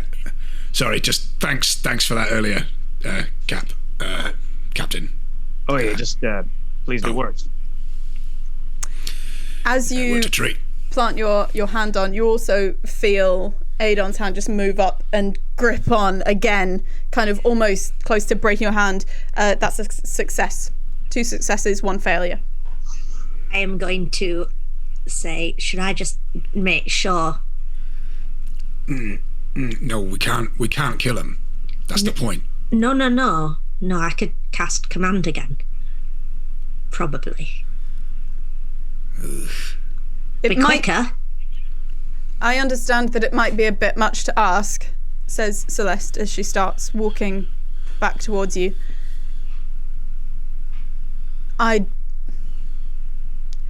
We're all here and we're all ready. Can we not do that unless it's necessary? Yeah, absolutely. I just thought instead of watching this slowly. Anyway, yeah. it's your sibling. Yeah. Celeste just kind of kneels next to Adon. Not particularly like saying anything, but just takes the other hand, the one that isn't like clutched around Tender, takes that in hers. Is there anything else anyone wants to do immediately? Aware. Am I touching? Sorry. Well, yeah. Sorry, you go. Aware still looks like Narisha and has no intention of stopping looking like Narisha anytime soon. But will glance at Atulka, very pointedly at Atulka's chest, and just kind of gesture with the head over towards the group and make their way towards the group. Atoka walks a little bit closer. It wasn't that far from the group to begin with. Next roll.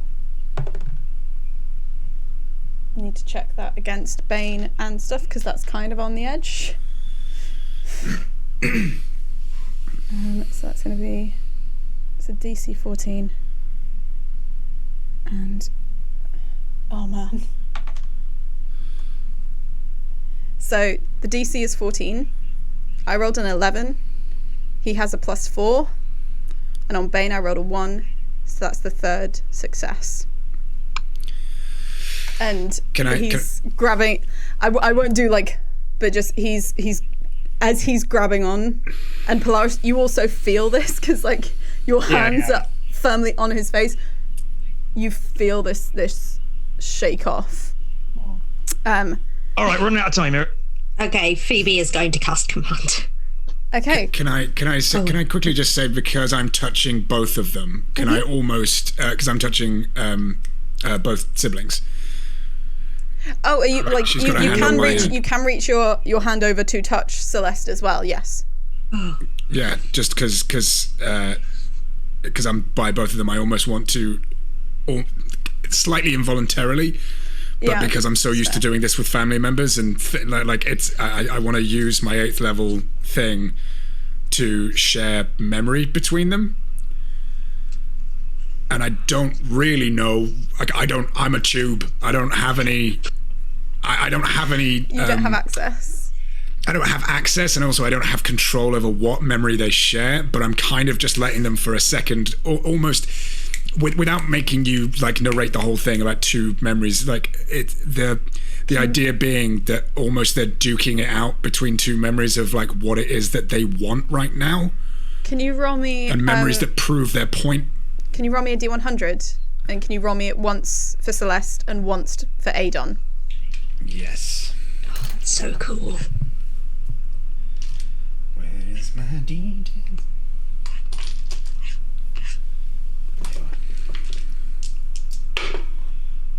So Celeste got a 26. Adon got a 59.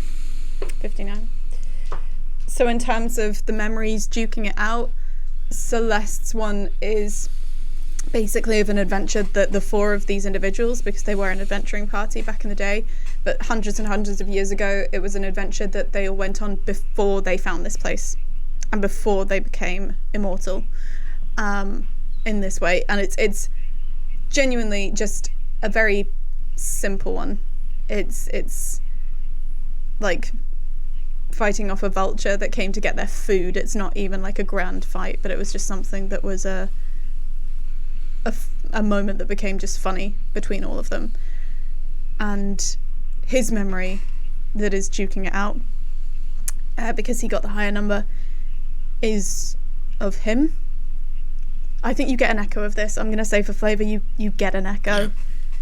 It's him with a partner and a child, promising that he will see them again as one of the many people that he's outlived and hasn't been able to go back to. And this entire plan, as dangerous as it was all about being able to do that. And those are the memories that get shared between them.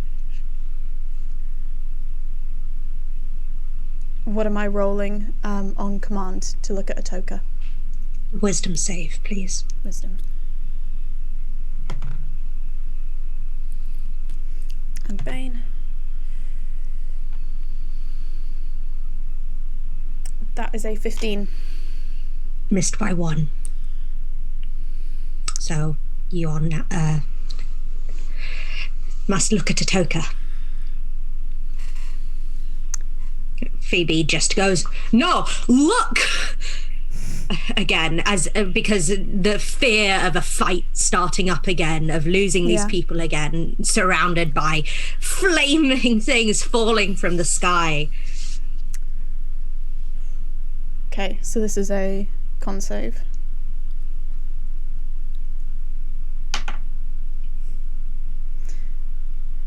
It's 5 on the dice, which means it's a con save of 9, which is precisely 5 less than the save. And those of you who are close by and are listening in, just hear Celeste, while she's holding his hand, just go,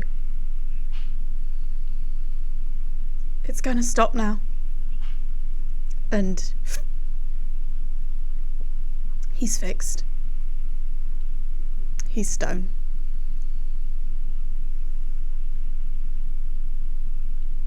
Tender, you notice that it's hard to get out of his grasp.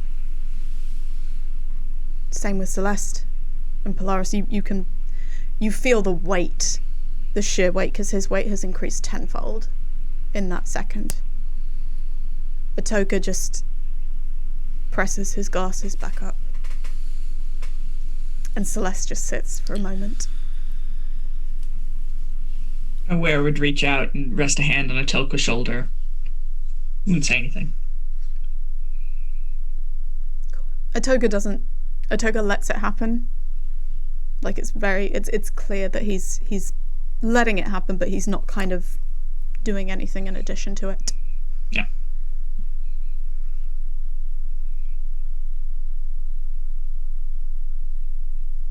Captain, we can't leave them here, because what if one of the bits of fire hits one of the bits of stone?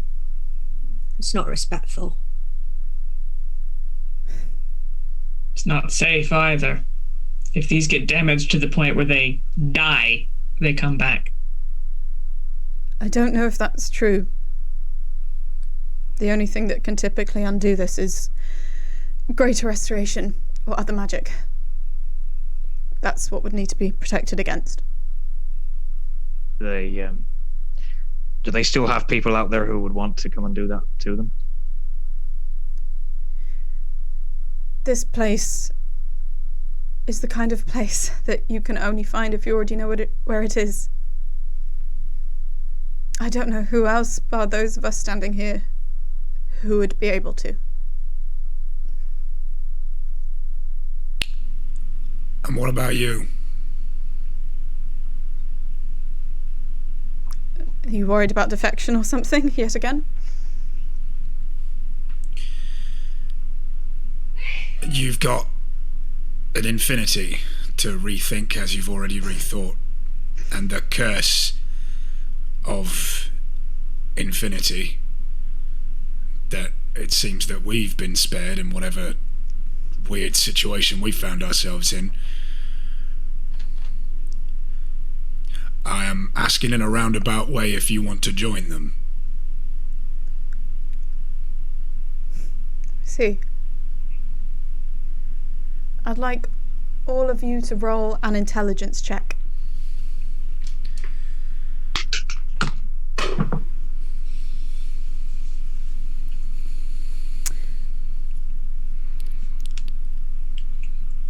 What did everyone get? 21. 7. Not 20 for a 26. 6. What was that again, David? 7. Polaris and Aware. Something goes in the back of your brain. All of the information that you've learned over the past couple of days. The discussions and the information about there potentially being somewhere where your abilities originate from. The potential of destroying something so that your abilities disappear, if you're okay with that. The awareness that this is where the Deathless respawn, where they gained their abilities. You consider that these things, if linked, it means that if you're able to avoid still having your abilities, if you're able to destroy the thing that perpetuates them, it might destroy the thing that binds Celeste to infinity like this. And as you have this thought, you're all narrowly missed by flames as they drop around you, and you look up into the lake of fire that you don't know if it's the same one, but you know that a lake of fire was mentioned in one of Phoebe's visions.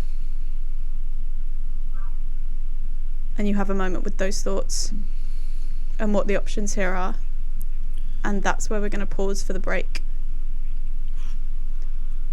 So we're going to take like a 10-minute break, and then we will be back to see what decisions get made and what happens. But yes, those of you at home, go grab drinks of whatever strength you want or you need, etc. And we'll have a little countdown running so you'll know when we're back. We'll see you very soon. Bye.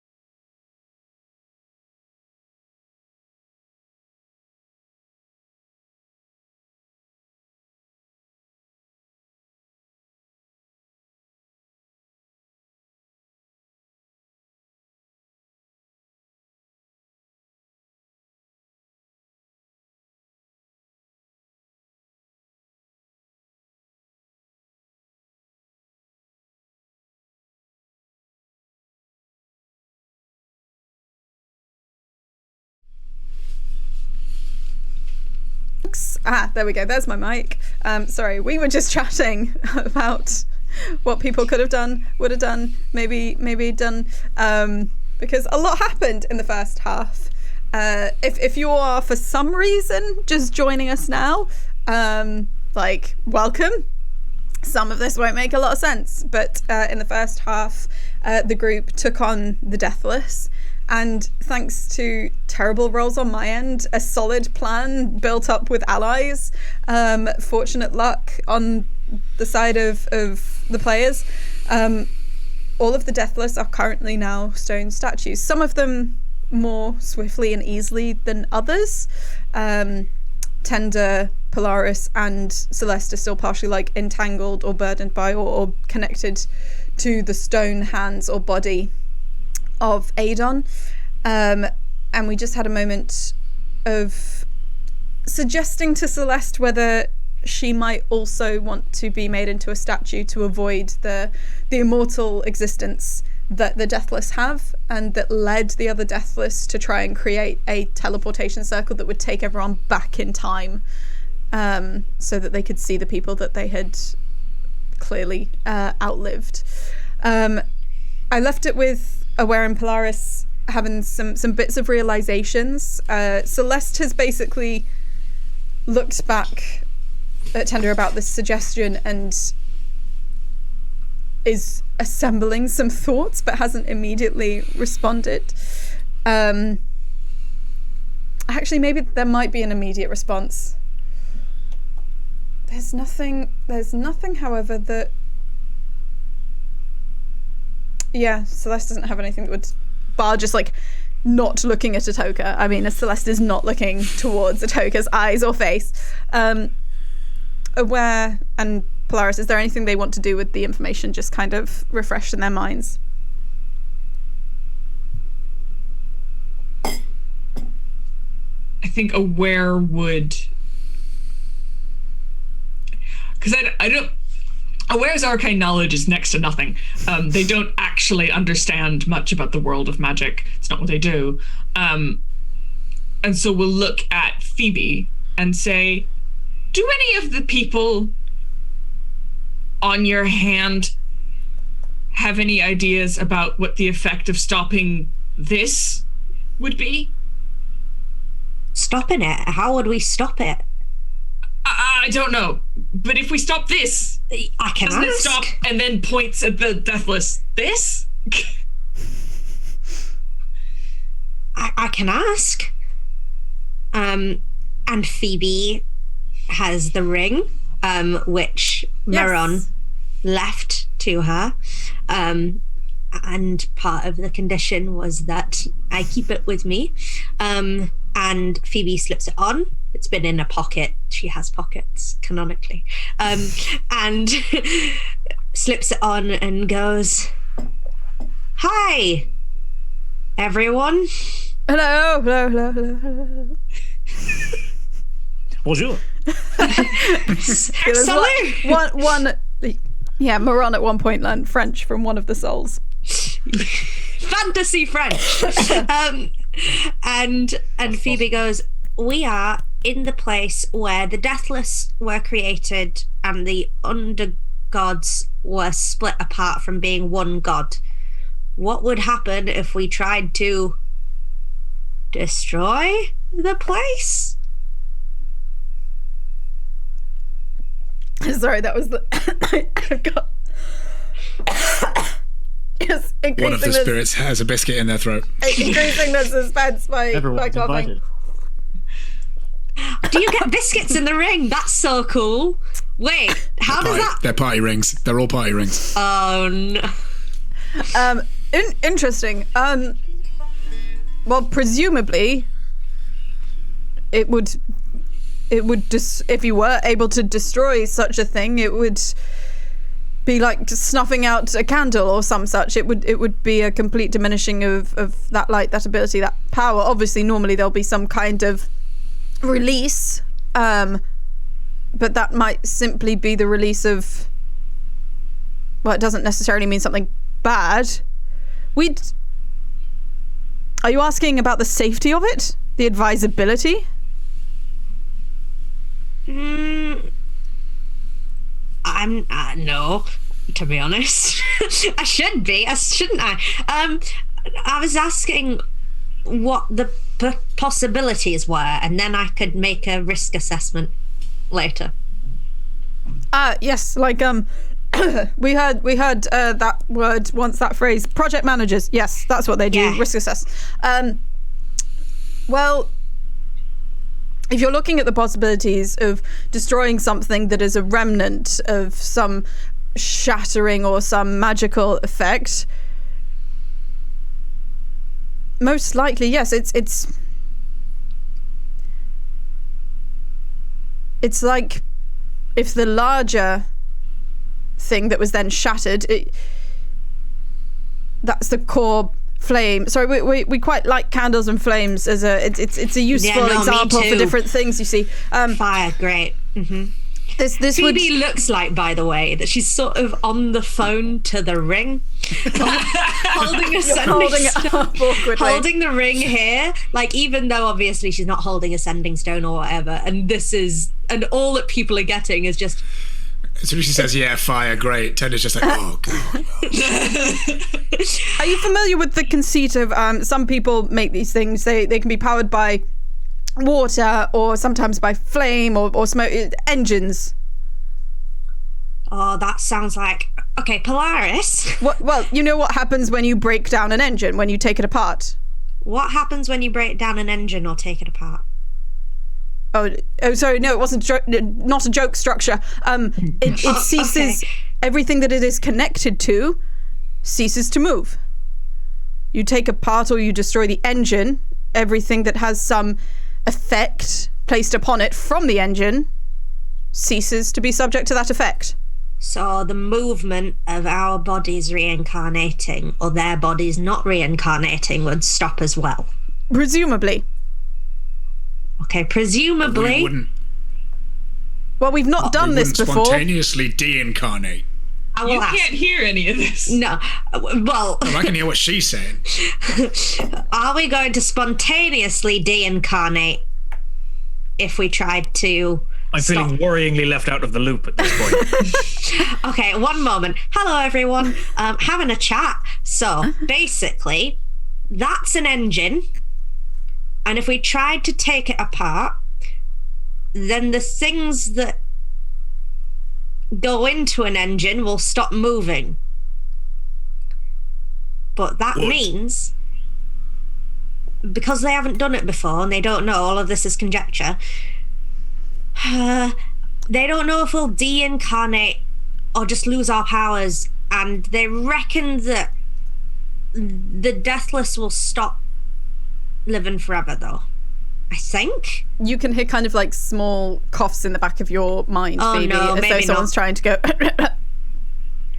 Maron, you just take over, and Phoebe opens, because that's part of the thing with the ring, right? It's a hive mind.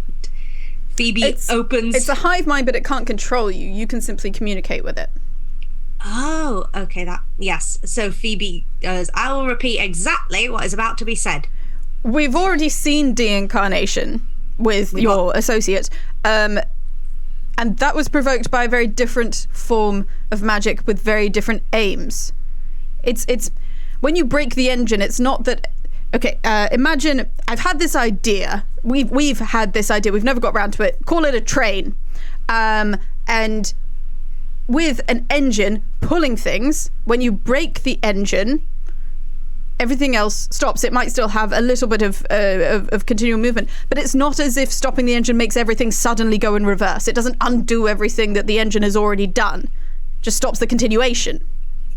That's the best conjecture that we have. If you need clarification, we're quite used to talking to each other. We've had years and years of practice. We understand this is always takes a little bit of refreshing each time. Phoebe communicates that exactly.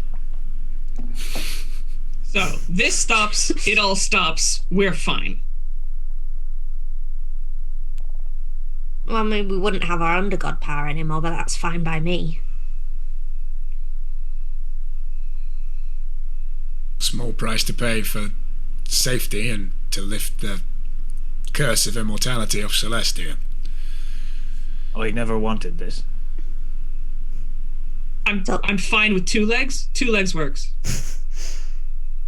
Celeste? What do you think?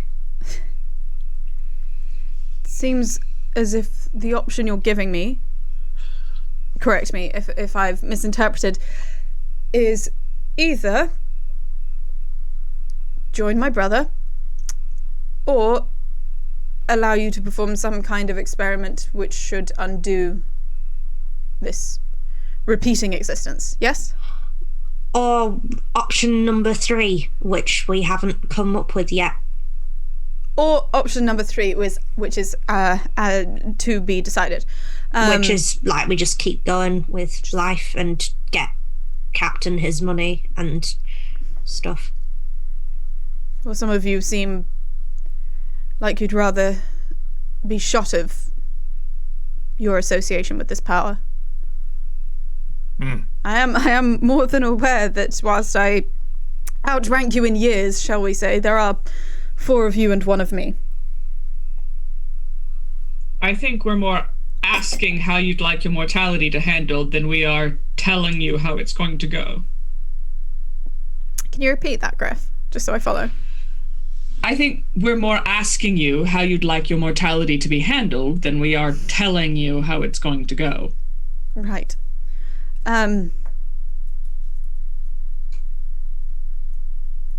If you want to be mortal, do you think you can stand being alone for the next millennia?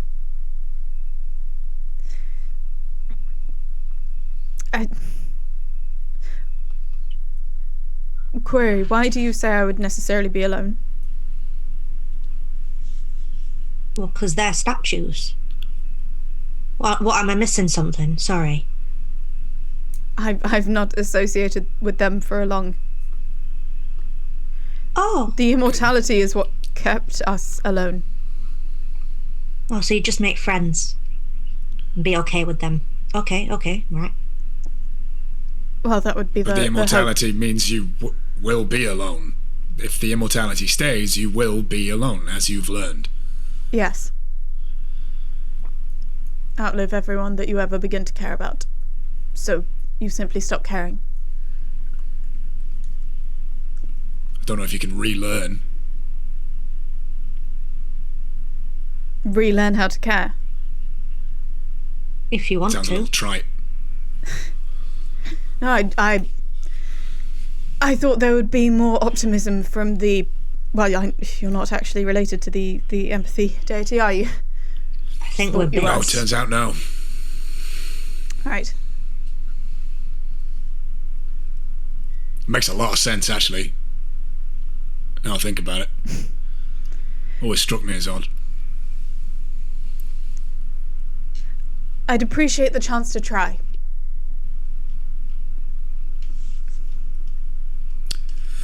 Right, so what do we just put big water on it?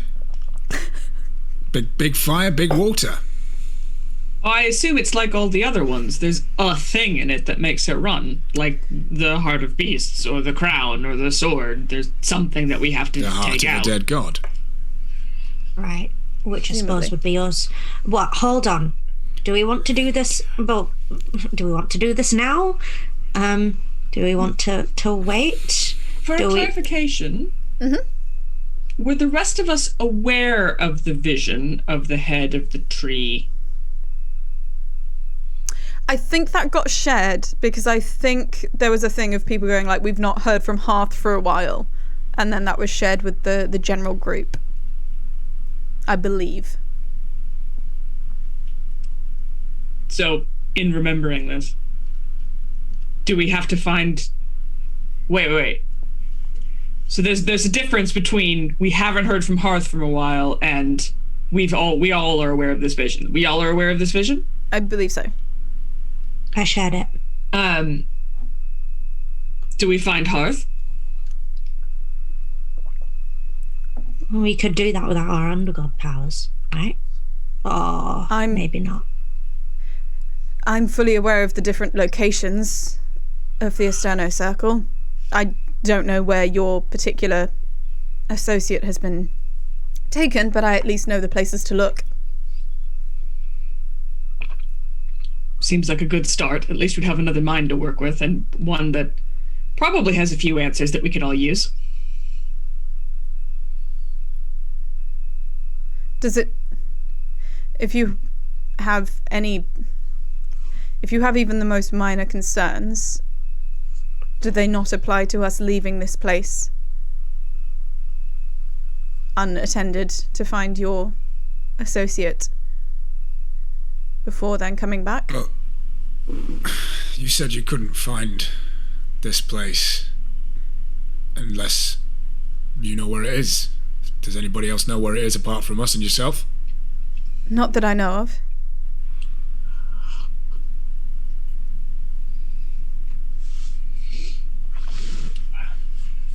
I mean, have we tried contacting Hearth? Don't think Not so. that I'm aware of. Not for a while. I can try. I'll do some sending. Since we're He's still in the office, wondering where the hell we are. No. He's definitely not in the office. Yeah, she's not there. Sorry.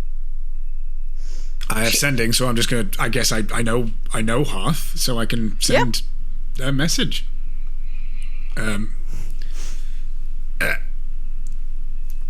Just so I have some character growth arc. What do we want to say before I? We've dealt Working with as part of a team. We've dealt with the Deathless Eye, and where is she? How is she? What do we do now? Not sure we'll necessarily follow her orders, but we should find out what she wants. Don't put that last bit in. Yeah. How many is it again? 15? 24. 24. Greetings, Hearth. It us. Team.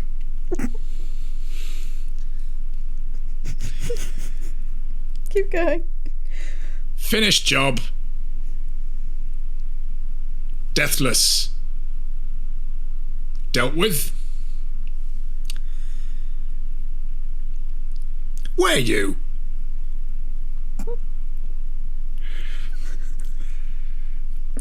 Can we help you?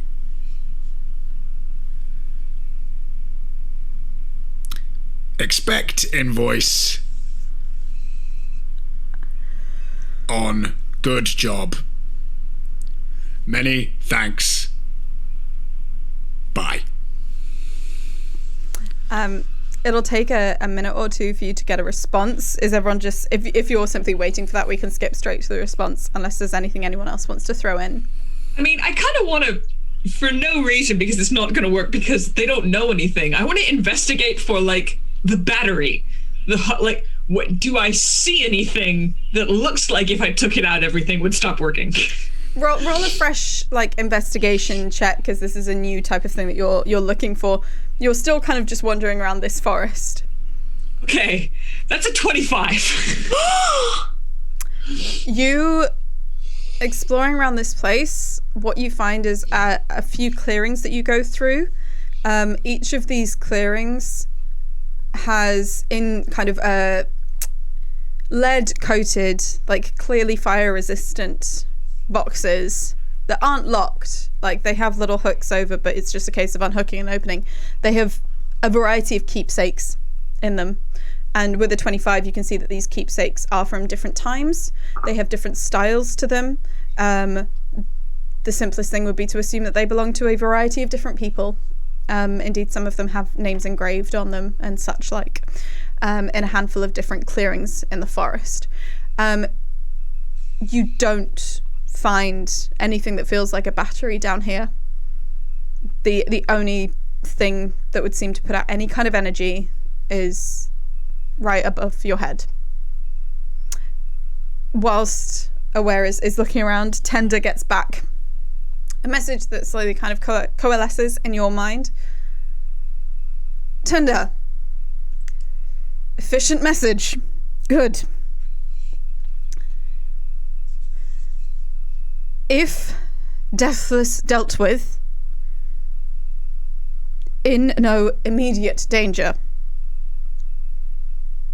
be sure they are dealt with.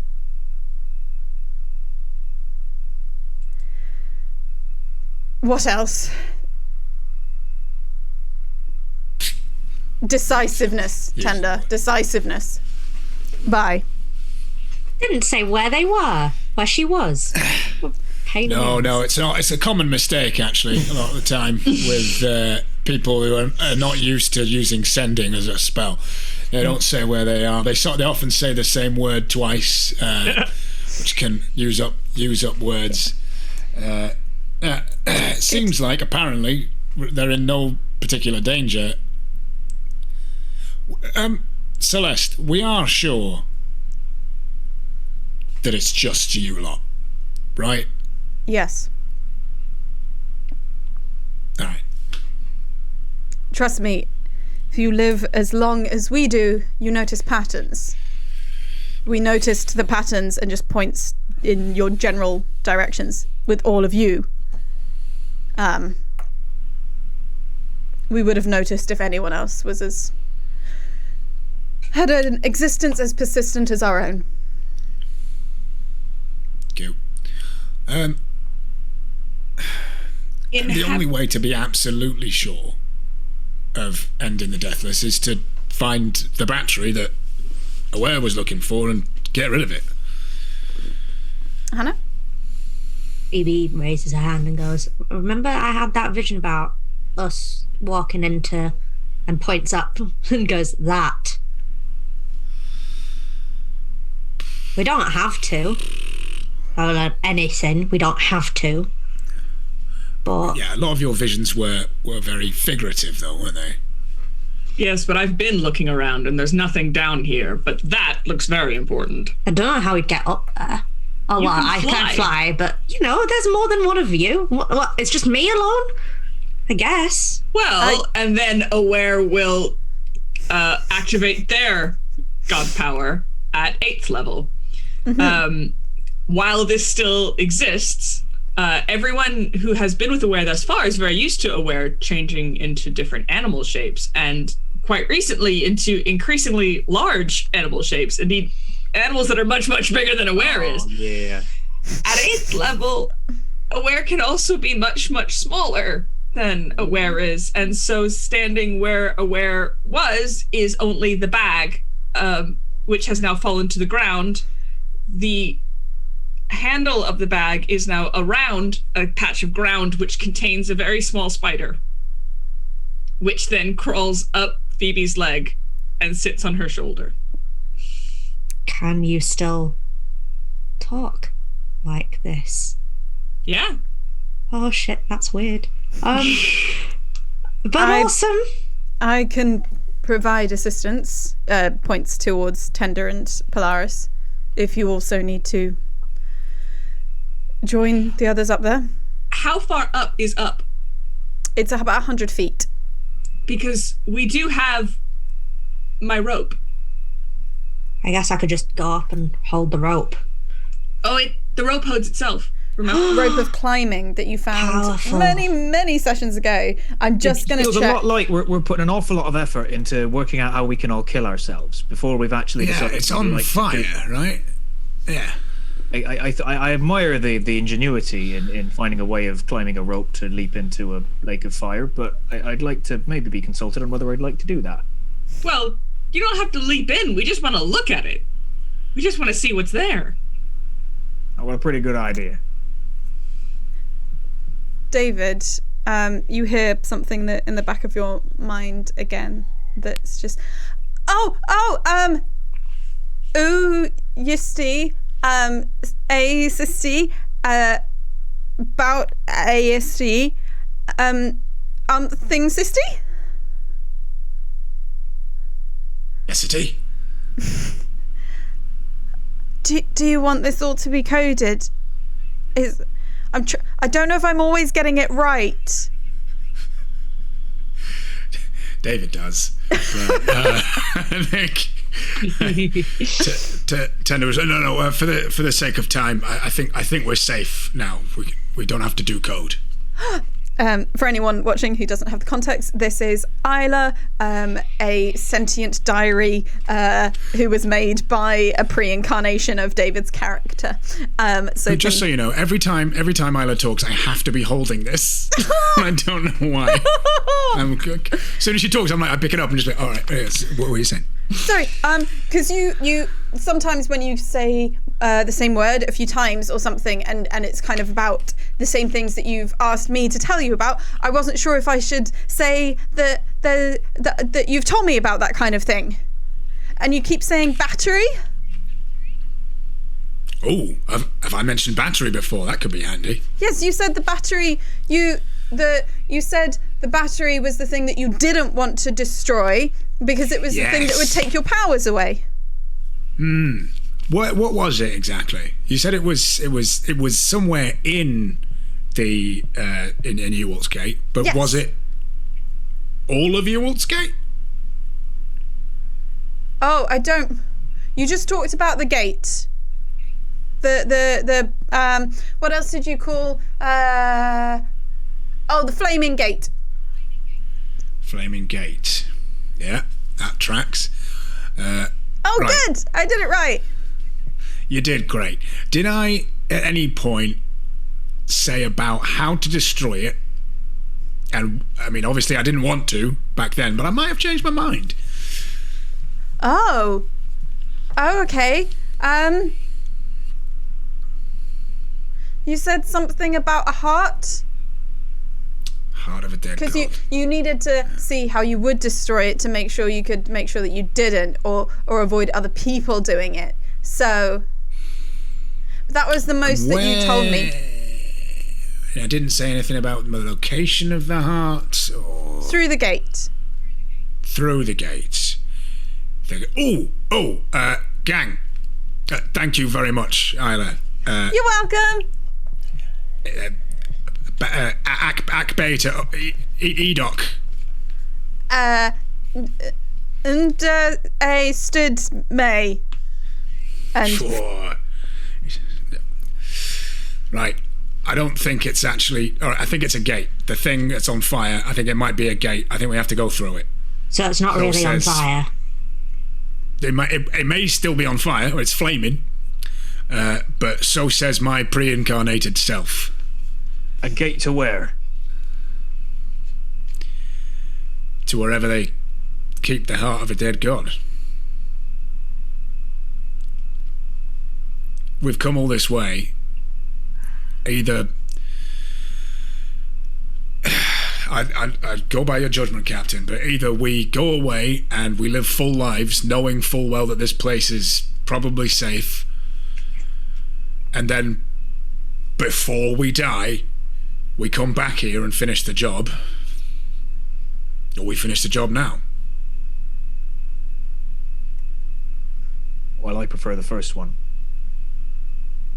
But we're not going. That crossed my mind. But we're not going to die. We just don't have our powers anymore, according to my ring. I don't. Okay. I'd like to get a full picture of it, though. You're right, Tender. If we, let's find out. We could just go up and take a look. Jumi just unravelled into nothing. You know. Didn't somebody say at some point that we are the heart of this thing?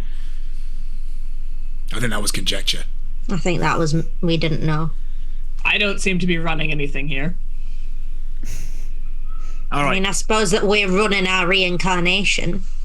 I feel like if we snuff out the big candle in the middle, as it were, our little orbiting sparks, it's the question of whether or not when they go out, are we them? Is that all we are? Is there more to us than that? I was born, I think. But I was born with this. You were. I remember you being born. The problem with we all live our natural full lives is that some of you are old. All right. No offence, but my legs are a little bit younger than they used to be. That's true. Right, let's get up there and have a look then. Okay. At least have a look at it. I promised I'd be home for kippers, though. Shall I? And he looks back at Asterion when he says he promised to be home for kippers. Looks back at who? You mean Adon? No, Asterion. Adon. Promise guy. The promise guy. Yeah, with the family stuff. I look back at Senor Promise when I say I promised I'd be back for kippers. The rope of climbing is only 60 feet long, so there would still be like a kind of 40-foot gap. Celeste says, "Shall I assist the two of you?" Pointing at Tender and Polaris. If you can. Sure. Aware is going to reach up and kind of tap Phoebe on the neck, just kind of one little spider leg poking you. And goes, "Get my bag." Okay. Phoebe gets the bag. This feels weird.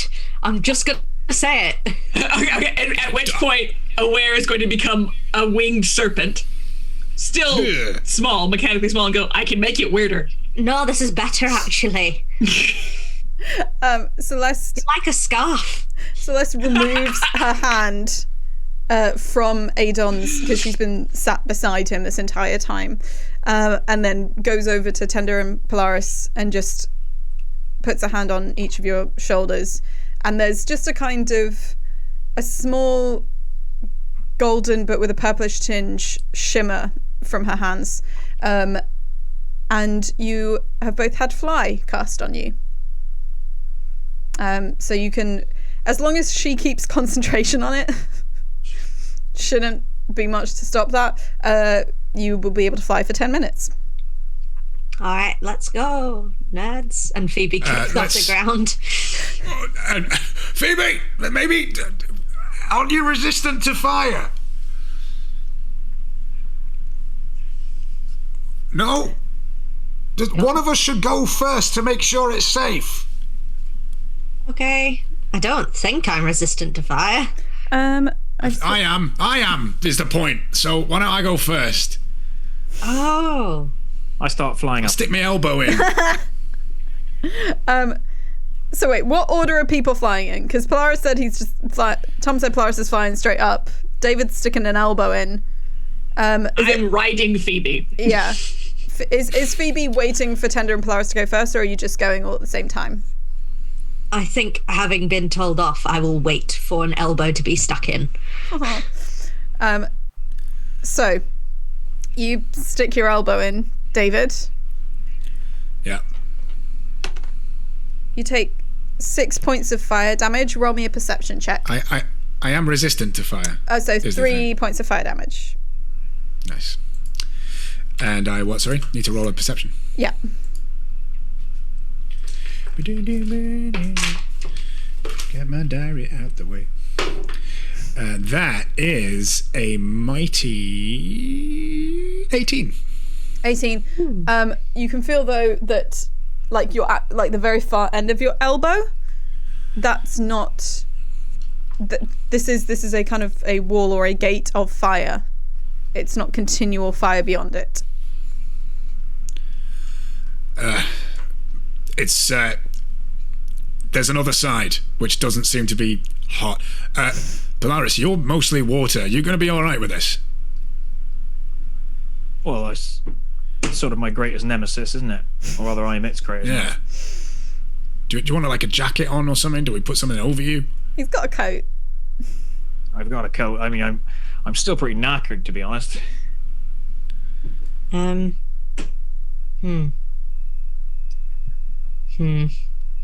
gonna do a quick. I might do another quick cure wounds on you then. Okay. And just like, and I'll hold you by the arm and just do a quick cure wounds and just go. We'll go together. All right. We're just going to look.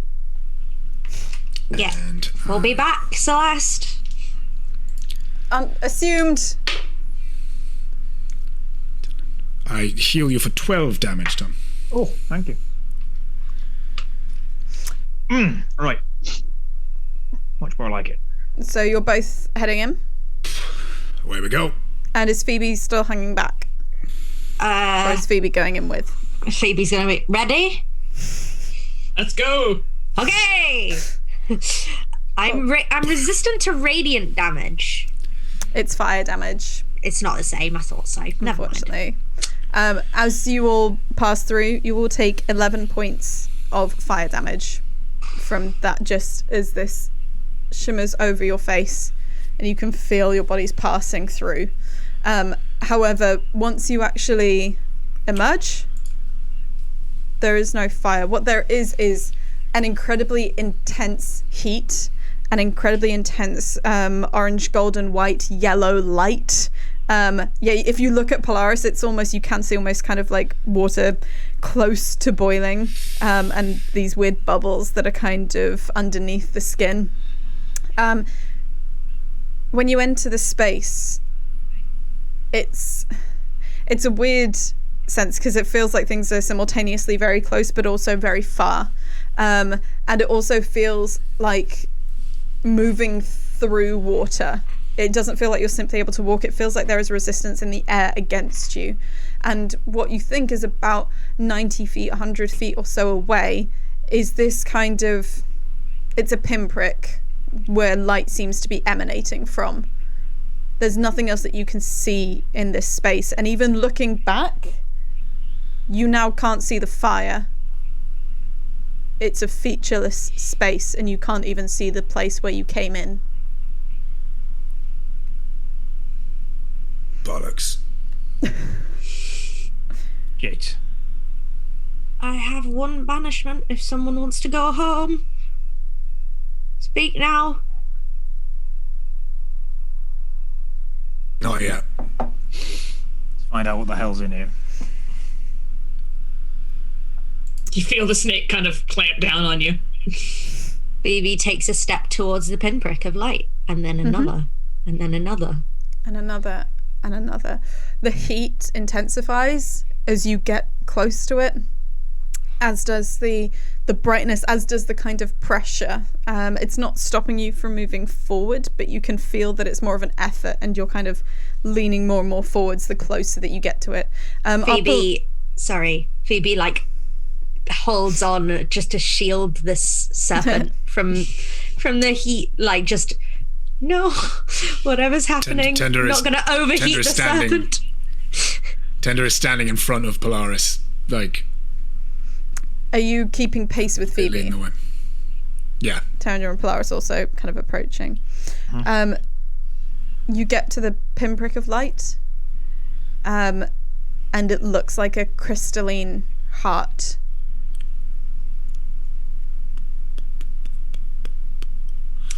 Seems pretty straightforward to me. So we're not the heart. This is very convenient, to be honest. Thank goodness. You know, metaphors exist. Yeah, and sometimes the metaphors mean us dying. Who are you talking to? I don't know. I don't know, but I bet their name is an anagram. Seahole. The name of the first river that you took a boat down in this game.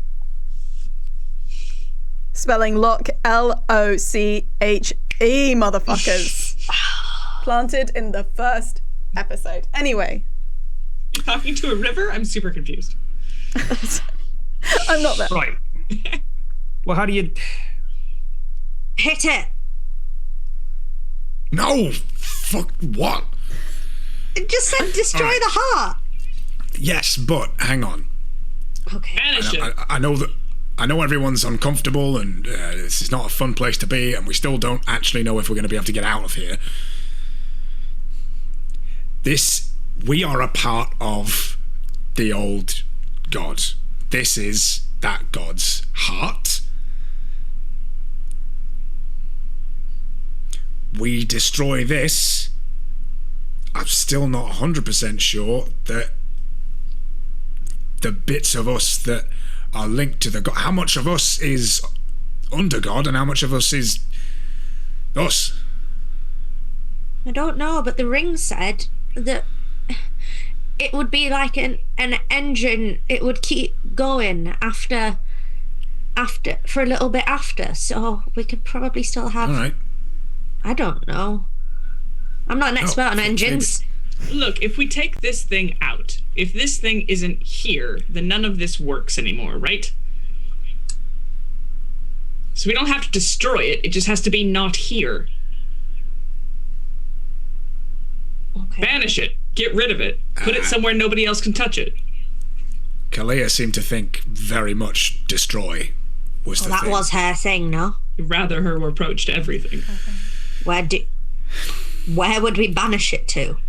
Astral plane. I don't think with banishment you can necessarily decide. I think it's just to a plane. A harmless demi-plane. Yeah, but if you banish this, we then have no way out for anyone. You don't know how things work here.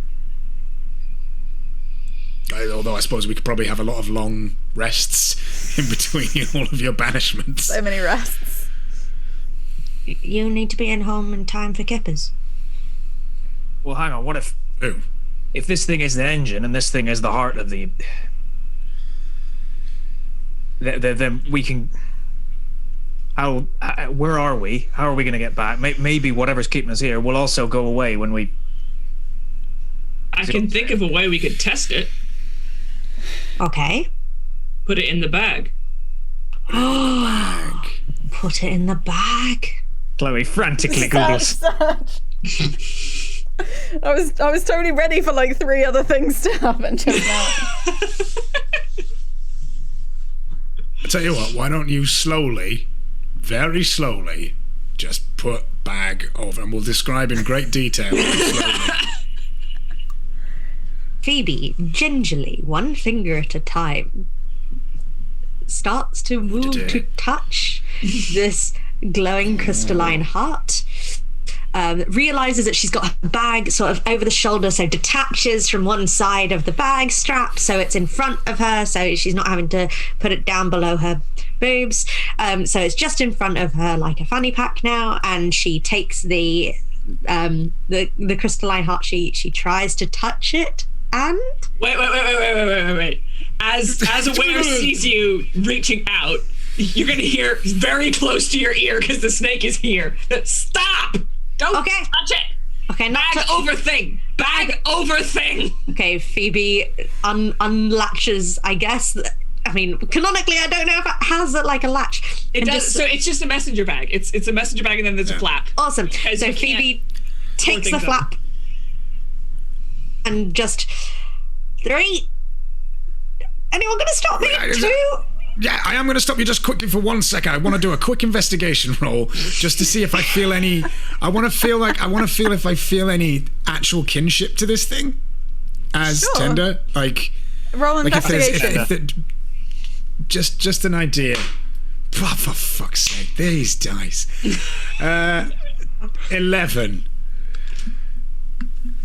11. There's a 4 on the dice. My investigation rules, but I'm the worst detective. You suspect like that there might be something. You can't quite tell if it's the overwhelming feeling of being in this very unreal place or whether it's the heart. Yeah, sod it, Phoebe. Put a bag on it. Captain? Bagged. So, just to be clear, the bag of holding, it's just that it has an interior space larger than its outside dimensions. It doesn't put something in a different plane. This is me looking very specifically at it.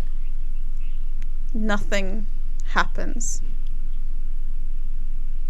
Phoebe hoiks it from its resting place. But you also know that what you've done is you have, like, this is akin to putting it inside just another, like, a mundane bag that had the space for it. In terms of impact and effect. Should I try and walk away with it? Yeah, why not? See what happens. Starts heading vaguely in a direction because doesn't know which way she came in. You can't move it. You can move the bag around it. It hovers in the air, but you can't, as much as you try, you can't move this thing. Gosh darn it. Okay, plan B.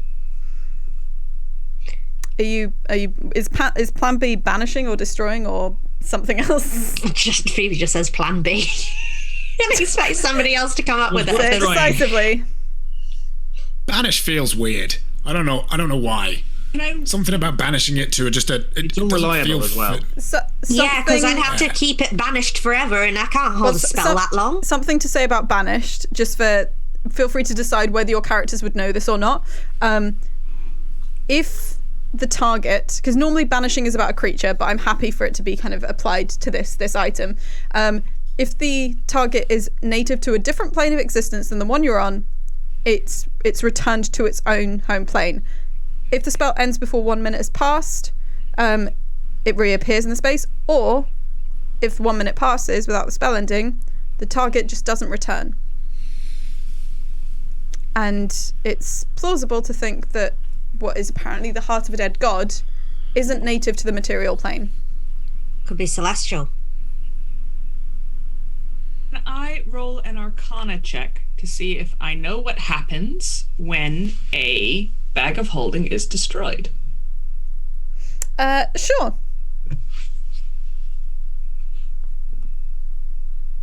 $17. So when it is destroyed, its contents are scattered into the astral plane. That's what happens. Well, if we wanted... It's a nice bag. I mean, I'm a fan. It has all of my things in it. I don't... Honestly, putting it in some other plane, astral or otherwise, just feels... Could become someone else's problem one day. And are we going to hit it? Well, it solved most of the problems I've had in my life. Look, I was just trying to find a way that meant it wasn't destroyed because everybody else seemed upset if this thing was destroyed. I'm fine to destroy it. No, we just don't know. Although, Phoebe, if you say that you believe that we'll be fine when we destroy this thing, I believe you. The ring said it, and they have had an eternity to think about questions like this. I mean, there's not much else to do. They definitely said if we destroy it, or if it's destroyed, it's our powers that go, and we're still knocking around. What they said was, if we destroy the engine, the carts that come behind it will keep moving for a while because of the residual energy, but that they're not going to move on their own. Now, if we think of reincarnation as the carts being pulled inexorably a long time, blooming heck, then we would probably maybe reincarnate once, twice. But the thing that powers the Undergods, aka extra special god powers, probably wouldn't last for much longer. I think that's what I got out of it.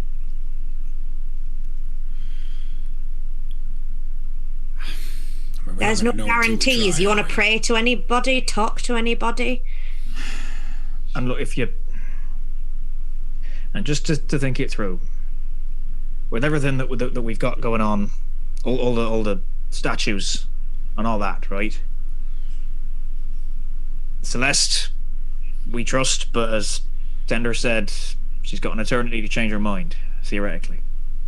If we leave this thing in place, and she could one day come back with some greater restoration or God knows what. And so this all happens again, right? Unless we take a rather more permanent solution.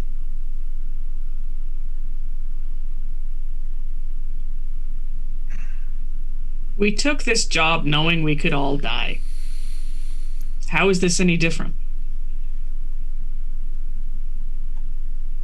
I didn't think I would be the one swinging the hammer over my own head, is the difference. I actually have a choice in this one.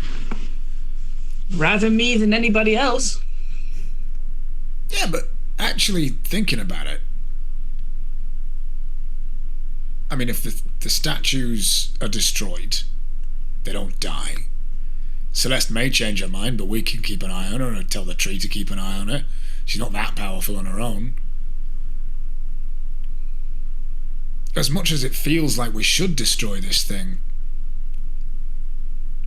I'm struggling to think of a reason why it's not good to have a couple of Undergods in the world. Because one of them becomes the Undergod of destruction and sets all this up again? I'm sure we're lovely, but having this kind of power. Fair point. Well made. Yeah. All right. Look, I just don't want to die. Look, I'm not rushing towards it either, but rather me than everybody else. That's what all of this has been about. That's why we're doing this. Also, we were all going to die eventually, I think. At least that's what I was operating under until I realised that we reincarnated. But I don't want to either, and you've got a family, but... This thing, right? Whatever it is, whatever it was, it took from me. All right? And I know it's done shit to all of us, but it took half my life. All right? You all know that. It meant I couldn't be with my family. I had to leave my people behind. It made me fucking... I have to talk like this all the time. What? And you know what? I am bored. You're all good people, but you're still people. Phoebe pats the snake. What the shit is going on? None of you have heard Polaris talk like this ever. And this is apparently how you expect mariners to talk. And so, well, I went with it. After a while, it was part and parcel with the brand. And if I wanted to keep my notoriety up, that's not what this is about. But look, no one knows that I actually. It's been 20 years. But what I'm saying is, this thing has already taken away half of my life. I built something else, and I'm glad I did. But if this thing is gonna, it takes away what kept me from my people. I could go and live safely with my people at the bottom of the sea and not endanger them with the electricity that I never asked to be running through my veins. Or it kills me. And then, well, my half little life is whatever it is. Or it doesn't. Nothing happens. And we're back to square one, and I'm sure the four of us will figure it out, but that's where I am. So at this point, the snake is going to kind of slither down Phoebe's arm and drop onto the ground surface that we all appear to be standing on, and will again be aware and say, "Look, Captain, you don't need to explain to me what it's like to have to wear a mask all the time." Wait, is that your real voice now? There will be a brief flicker of a glance. And then I get it. I know what it is to be only what the situation calls for you to be. You are being given the chance to be something else. I suggest that you take that very seriously.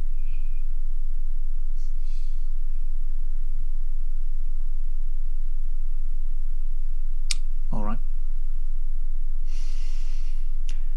Well, I'm for giving this thing a broadside and see what happens. Tender pulls out his lute. And before you move,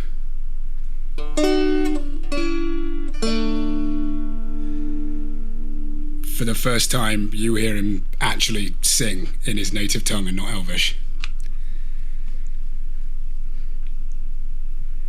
Time ticks by to the moment that you have to do or die. But me, my friends, and I never came up with a rousing battle cry. Like a horse aflame with fiery mane, we gallop into trouble again, or shift our shapes and be the rain. We're kicking ass and taking names. No bones about it. We'll enforce the rules that you've been flouting. We'll do it for our friends, Oh, we do it for revenge. But sometimes you've just got to bust a henge. And then he swings his lute really fast at the thing and sees if it breaks. Can we do oh my god. If, like, do all of you want this to be you all doing things at the same time? I know that Polaris was getting ready to, or it can just be Tender, but I'm happy if it's like a simultaneous thing between people. I think unless I see Phoebe going to do anything specific, what will happen is one arm will stretch out and will turn into a giant vulture wing. So you'll have this immense black wing, which is going to come out and then cover Phoebe. So she is protected from whatever is coming. Okay. And what is Polaris doing? Because I think because on the mention of Bones and like looking at his hand and stuff, and then like realizing where he's headed with this, I think as he goes in to do it, as he goes in to swing, Polaris, kind of, well, hoping it's for the last time, just like draws his hand back, and mutters to himself, "Get out of the water," and fires an electrical bolt at this thing as his lute comes in for the spin. So the wing comes over Phoebe, the lute comes round, and this bolt comes out. And there is... You can't tell if it's for a second or if it's for months, but for a brief moment, there is nothing. To say that things go black would be wrong, because black is more than nothing, but for something that you can't tell whether it's a brief moment or a long time, because even here there is no time, there is just nothing. There is nothing. And then you can hear the beats of your own hearts, but in the way that you can when your ears are underwater. You can feel a pressure, a cold pressure against your skin, whatever form you might currently be in. You can feel forces moving and pushing and pulling around you. You can feel hands. Each of you feel at least like one hand reaching to try and grab yours. When you open your eyes, what you can see is the deep blue of being underwater. I'd like you to all make me a Constitution saving throw.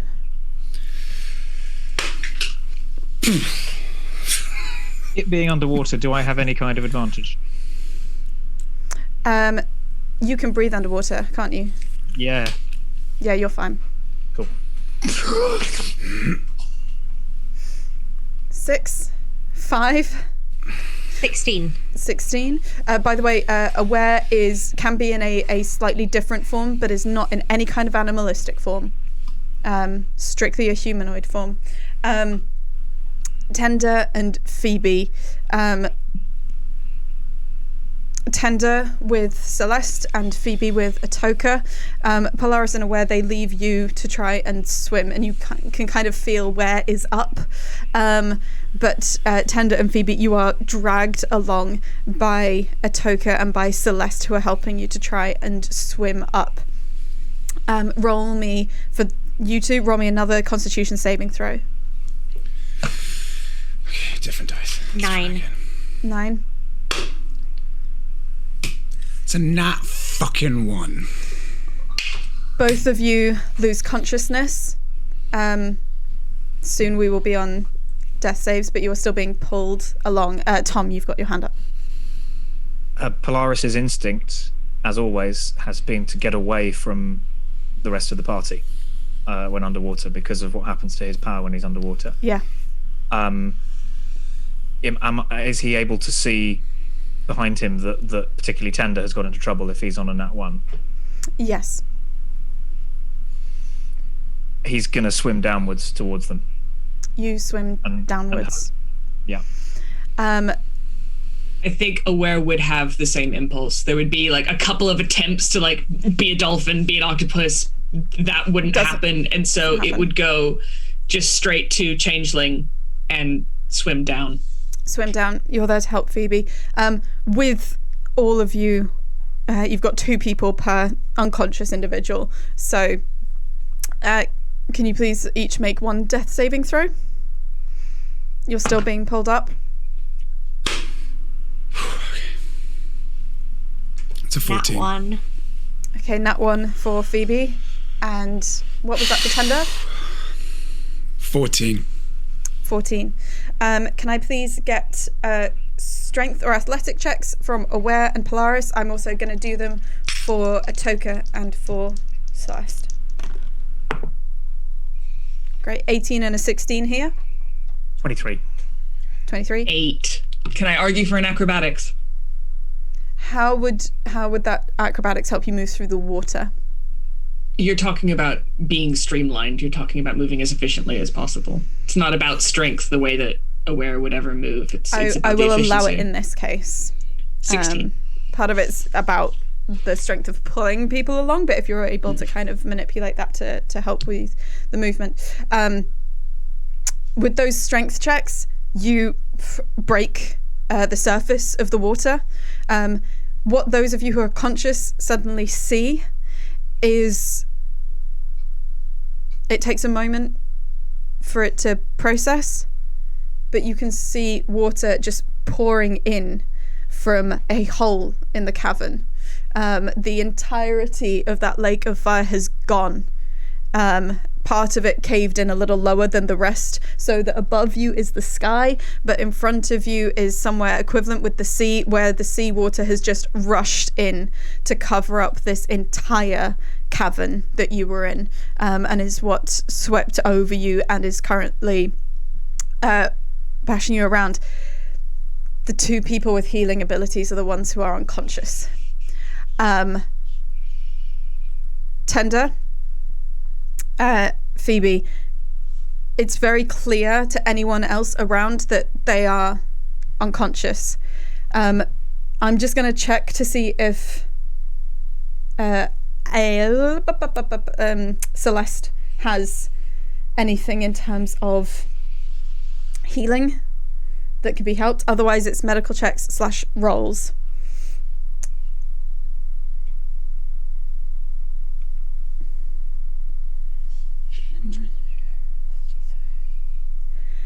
Right, okay. Cure wounds. Celeste just plants a hand on Phoebe's chest and casts Cure Wounds. And you come back to consciousness with 3 hit points, having narrowly avoided death. Celeste is with Phoebe. Does anyone want to do anything with regards to Tender, or Tender needs to roll again? I've got Tender, I guess, and if we're on the surface, I'd bring him onto his back. Can I perform a medicine check? Yep. I'm doing the whole lifeguard float thing. Can I give him advantage by helping in any way? Yeah, I'll allow that. If you're able to help stabilize Tender to keep him flat, etc., whilst Polaris is doing this. Yeah. In what is now becoming some kind of cove. Cool, so I do have advantage, did I hear? Yes. And don't forget you have guidance. I sure do. Can I use guidance on myself? I think so. I've seen people do it in other games. All right, I would have done it. In which case, that is a... that's now a 19, thanks to the advantage. So... You managed to I guess it's dislodge... compression to get water out of him. Yeah, you managed to apply pressure to get some water out, and you managed to stabilize. So not doing death saves, but not conscious. You've no longer got water in your lungs, but You don't have water in your lungs anymore. You are currently floating. You are able to, if you want to try and swim to what would be basically one of the kind of rocky outcrops of this cove, which is what this place is now fast becoming. It's quite hard because of the sheer force of the water the closer you get to the sea, where it's just rushing into this place. But if you wanted to do that, you can, unless there's anything else individuals want to do. So, Tender is still on death's door or stabilized? Stabilized. Stabilized, but not But awake. unconscious, yeah. We'll have to be pulled, whereas you're conscious and you can swim if you want.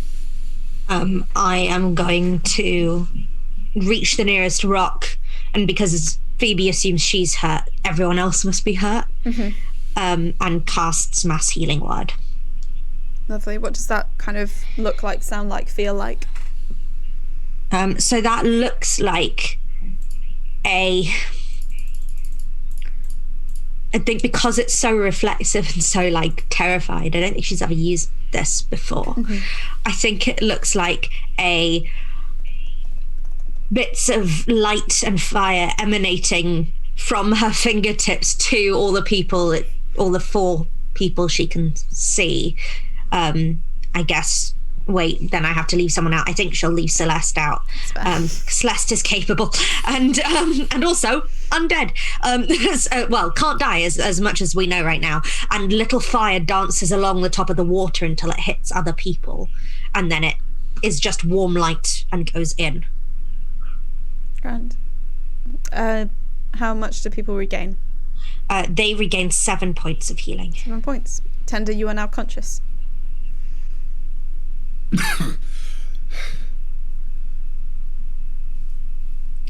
You okay? Did it work? I don't know. Well, I'm alive. Well, Is everyone else alive? I sort of look around and I look at my arms and I'm kind of holding you up and look around at everybody and kind of go, well, I think it worked.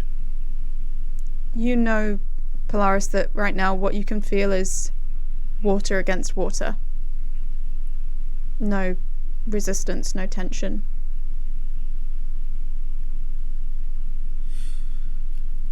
So did you even enjoy like the sea puns at all, or did you just have to make them for the brand? I like many things, you kind of, I mean, it was 20 years, you know, I didn't at first. I think I liked him. striking out towards the rock that Phoebe is on, aware over their shoulder, will go, "There's nothing as seductive as the bit." And then come forward. I'm happy if you all want to swim to a spot, an outcropping where you can sit. Atoka and Celeste will do the same. Phoebe would like to cast light. It's kind of, it's dusk, so this gives like a little bit more light than you were getting. Underwater. What is the range on light? The range is a... so it's touch. It's touch, so... You could cast it on something and... Yeah, she's going to cast it on the bag that she is still holding. And The bag no longer exists. the bag no longer exists. Ooh. The bag no Why? longer exists. Because the heart was in the bag when it was destroyed. We never took it out of the bag. Oh, I thought the bag did come I out. felt like we did. Yeah. I'm happy because that's also but- weirdly how I'd imagined it, but I don't want to Okay, tread on no, anyone's it's- toes. I'm absolutely fine to still have it. I just know we never specifically said that we took it out. I'm and aware if it was I never were going to be a specifically DM. said. Okay, That's cool. sorry. I mean, if it's your bag, what do you want? If you've got it, you've got it. Have at it. Okay, I've kept the bag. I cast it on the bag and I float it down like a little lantern, and I'm looking for statues. You float it down, and as it goes further down, first you see the tops of trees. Some of them broken and bent and fractured, presumably from the sheer force of water spilling into this place and hitting them. There's only a few that are still standing. And... damn, that's a lot. You can see the bottom halves of what looked like they were once statues before they were hit with an intense wall of water. And the bag just sits at one of their feet, still glowing, 100 feet down under the water. Okay.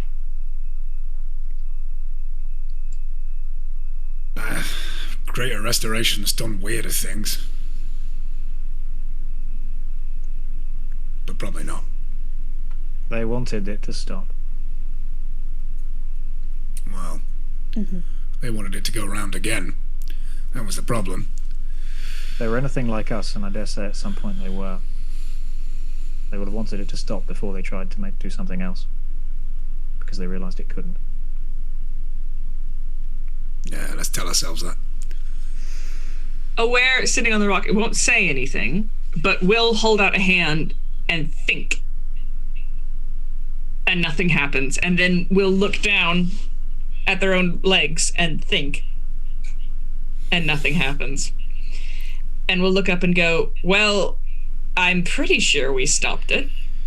Because I'm naked. True, your clothes were, because of your extended, undergod power, your clothes were part of your transformations. Phoebe takes off the outer bit of her robes and immediately is like, just... I mean, unless you want it. I mean, I don't know, culturally. My pirate coat would probably be quite a useful thing, 'cause it's pretty much like a dressing gown. I know, the acolyte robe is absolutely fine. It's perfectly happy in an acolyte's robe.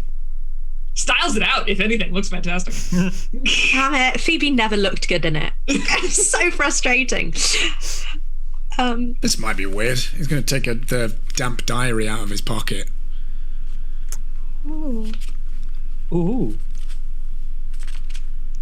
What are you doing with it? Are you trying to... I'm just going to think. Isla? Yes? Who am I? What? You've asked this question a lot. You're Kalaya. All right. I'm just interested. That's all. Okay. I'm sure... Am I meant to say something different there? You can call me Tender now if you want. We're doing nicknames. We're doing nicknames. What do you want to be called? Jefferson. Oh. Say the first thing that comes to mind. Jefferson. Can I call you Jeff for short, Jefferson? No, it's not really a nickname then, is it? If it's just short, you can't be short for a nickname. No, Jefferson it is. Yes. All right, Jefferson. All right, Tender. Call me Tender. Okay, Tender. Put the damp thing back in his pocket. He's like, I guess we've got a lot to learn about how all of this works.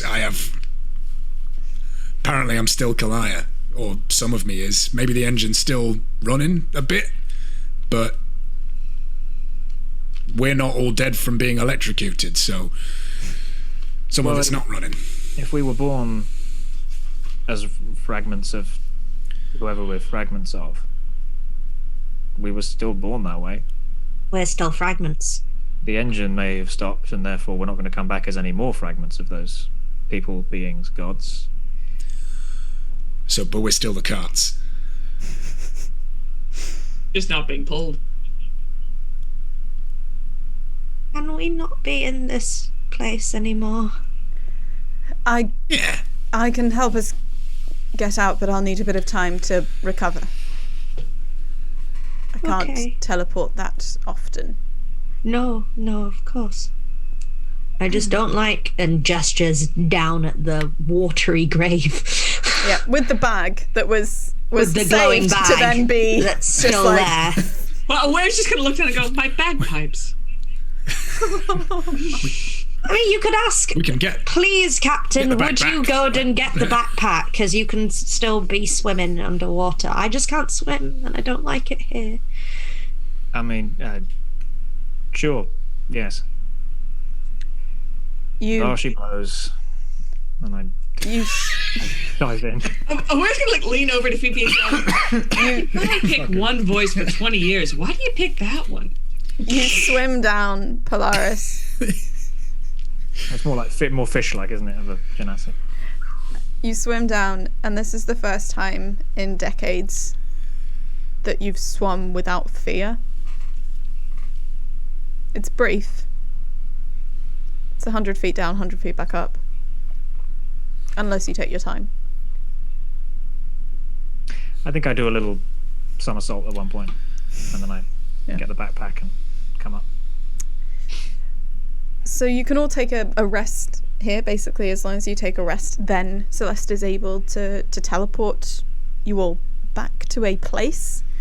In terms of where, you know that Itholda and the group will be near Aira in Port. You don't know the exact location of Len and Splendid Joy. Splendid Joy and Calpurnica. Is there a particular place that you ask? Because again, this is a one a day, so can't drop you off in different places. And this will just determine like the order of the next few bits and pieces with your characters. I'm not going to say like we don't have time to travel there.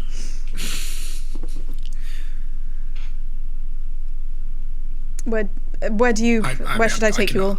Yeah, I can find my way to my family wherever you drop me. Right. That doesn't really whittle it down. No, well, I obviously have a ship waiting for me. Right. In that case, where are they? Erie. Ah, right. If that is okay with everyone, looks to Atoka. Your partner is only a few hours out. If we get horses, then we can head back to where she is. Plus the dragon friend of yours. Here it is, and kind of gathers everyone close enough, and that thing of reality and your location just shifting, and then and you're standing on a pier near, I think, a place that did like fish and chips and mussels and cockles that you visited several sessions ago. Oh. Yes, on the kind of waterfront of Aira. And not too far along you can see the Lichtenberg, your ship being tended to. You can hear the sounds of chains being shanked. Yep. And don't forget there's horse winches in Aira as well. Chain shanking and winching horses. Just a horse going up to one side. Because Aira is on such a kind of like sloped area. And sometimes the only space you got is your roof space. So this you need campaign. Anyway. Wait, what's that noise? It's ships and bottles.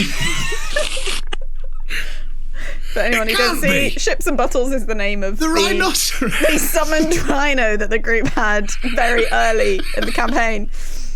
So, I would like to kind of, how do you all part? I mean, obviously you have opportunities to see each other again in the future, but if Tender's going to go and find and see his family, but Polaris is going to go check on the ship, and then Aware and Phoebe are going to do whatever they would like to do, there's going to be a moment where you've got to kind of say, well, I'll see you when I see you. I'm actually, because I know that Len will be very keen to see you again, Phoebe, and I don't know how long it's been since you all had a good meal, but if we have no pressing world-saving matters to attend to, would anybody like to come back to my place for some kippers? I wanted to get you back to your boat first, Captain, but... Sorry, ship. Kippers sounds delightful. Ooh, I could eat. In that case, the best thing to probably do would be to see if you could either check in with the Lichtenberg or get passage with the Lichtenberg. So you'd have to sail or get round. Very well. I'll turn around and then I'll turn back around and I'll say, just on the ship, Ahoy, this way. And then I start walking towards the... I can. The lake. Phoebe looks very meaningfully at Aware, like... And Aware will gesture upwards and become... what was her name? Oh, the pirate. No, they've met. No, the Lichtenberg never met the pirate. Ah. Oh, yeah. The pirate never came to the Lichtenberg. No, this would be the druid, the elf druid. Oh, yeah. Kind of like long hair and such. But still wearing Phoebe's robe because can't do the rest of the outfit anymore. You all approach the Lichtenberg, which is having it was kind of like a small piece of damage, but then it got exacerbated, but it's been worked on for the past couple of days while you've been away. No one's expecting you, so no one's like waiting to approach you. You can just head up the gangplank if you wanted to. Permission to come aboard. Oh, that's a natural one. She didn't hear. There is a individual. They're just like at the top of the gangplank, and they're just, yes, of course. Previous mate Polaris, and just like lets you come up, but then like taps someone on the shoulder and signs for them to go and run off. Gonna just kind of go to Phoebe and Aware. Is it just me, or does it sound really silly now that you know he's putting it on? Sounds like it's a bit more like Always nobody else sounds talks ridiculous. like that. I don't know why he does it. I thought it was a real thing. So did I. Nobody I've else never talks met like a mariner before. I never asked him to do that. Yeah, shiver. What I really Shiver my timbers. Really, what I want to have is like the image of all of you three just like slightly in the background discussing this whilst you all reach the deck, and Polaris is greeted as Atholda comes up and just goes, "Right, well, look who didn't die." I know. You haven't heard the half of it. Are you wanting the services of this ship? Well, it's he's struggling to get back into it a little. Yes. Well, we were just for the debrief. You understand? We were looking for a and I turned to Tender. And I have no idea where you live. Oh, and he says he doesn't know. There was a map at one point, but by a lake under the shadow of the mountain of the temple of this bloody... You know that it would be referred to as, colloquially referred to as Ohu or Helm's Death. Oh. We're going to do Ohu. Right. I can get us a work permit from the tree. Just for the ship's coffers, you understand. I know you're not a in-universe version of a taxi service. Water taxi. That should be agreeable, I believe. Just feel like his heart's not in it anymore, you know. He's not even doing proper R's. Itholda makes sure that you're all comfortable. It will only take kind of a day's sail from here, because you can take more direct or uncomplicated routes with the ship, which is just getting ready to head off. Tender. I won't roleplay it, but I will send a message to... Yeah, you'll let them know they need to get home. You're coming home. We're coming home. Yeah. Put on kippers. At some point, Aware will pull Itholda aside and go, "I'm so sorry, darling, but I seem to have been minorly inconvenienced during the little campaign. I was wondering if you had anything a little bit more comfortable than..." and gestures at her only having functionally a robe. Well, if I help you out, then, precisely me. It'll look like you're wearing shorts, but if you don't mind. As long as I'm covered, darling. This didn't even come with a sash. Oh, what a terrible hardship. Right. And walks you through to her quarters, her captain's quarters, and provides you with, like, again, because Itholda is a dwarf, I think. Yeah, dwarf, because she has kind of quite intricate ginger beard. Trousers are like shorts, and kind of it's like a kind of like nightgown chemise that has to be a top, but you are able to put something together because of kind of being aware of time and such like. David, can you give us a quick description of your home? It is a wooden, basically a log cabin by a lake with a little jetty with a boat. It's pretty much all just one room. There is it's almost like a longhouse.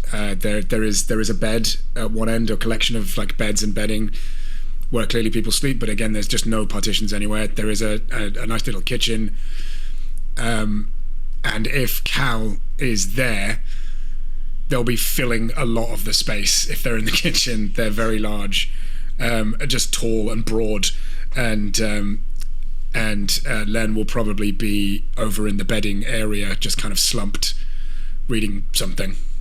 But there's a lot of kind of there's like tchotchkes and like weird stuff on the walls. There's a lot of memorabilia, and it feels like a very soft, wooden, warm place. Len isn't inside.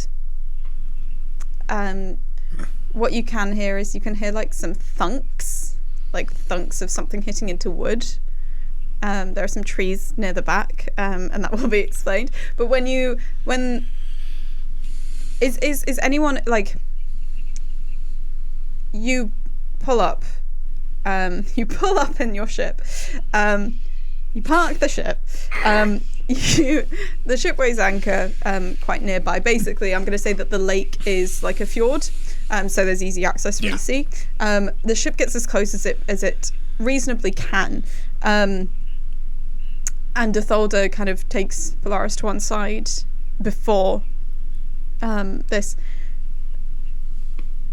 Do you intend on staying here? Do you intend on being a privateer again? Oh, I'm dropping in here just to say goodbye, but I'd like very much if I could come back on the ship. But if we could maybe have a conversation tonight. There's some things I should tell you about. Right. Well, this lot need a rest anyway. We can wait here. And you come as soon as you're done with all your business. Aye. So it's just the four of you that head down, while the Lichtenberg kind of stays in the closest part of the fjord. As you walk in, Calpurnicus is there. Tans sees you all kind of file in and just goes, "Oh, well, I love to see a room full of 9s, but I'm looking for a 10, and looks at you. And things have been... Were you thinking about that since I arrived? Oh, there's a long walk from the boat. Was it really that? You don't have to say it every time I enter a room with a bunch of people. It's cute, but... Yeah, but the first time I don't say it, you're going to miss it. And just comes over and hugs. Yeah. So, your friends? Yeah, I suppose they are now. No, I meant introductions, hon. Oh. It does make sense. Yes, well... Sorry, normally he just, hand on hand, like, does the hand thing, but, I can see why he plays second lute in all of the stories. Oh, you're my new favourite. Right. Your lute. Oh, no. Oh, get another one. It points at a wall. There's just like a rack of lutes, most of which look like they've never been played.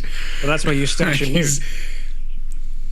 Oh, wait. And opens up a window, leans out, and goes, "Len, your dad's here."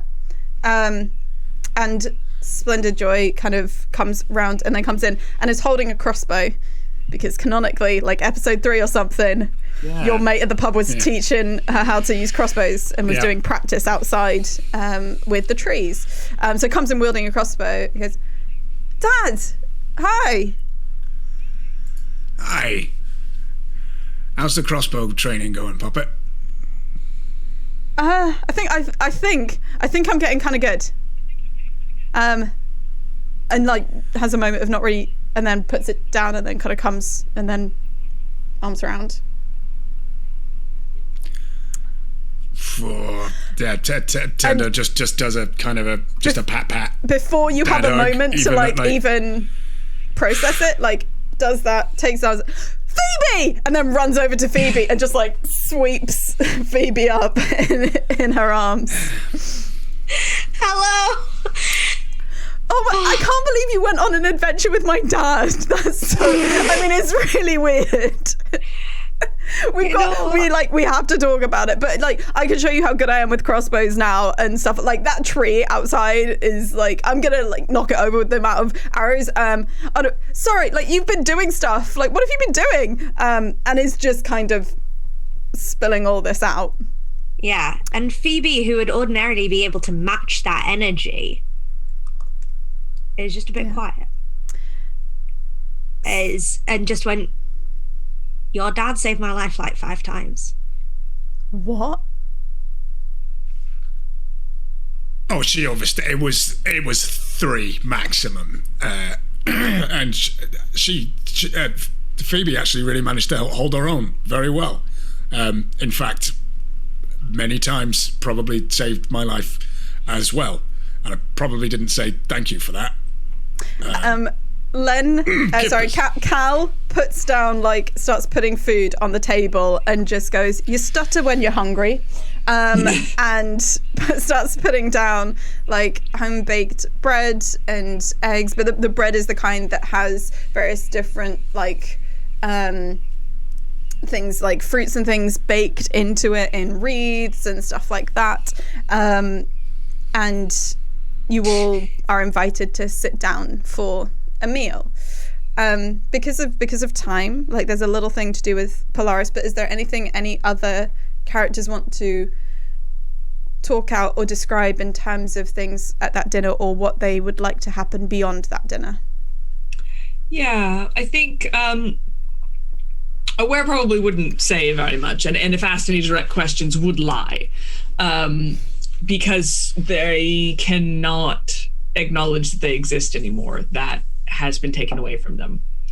And so this the story would be that this druid character was somebody that assisted them minorly in order to leave the place where they were, but doesn't know much about anything else that went on beyond that.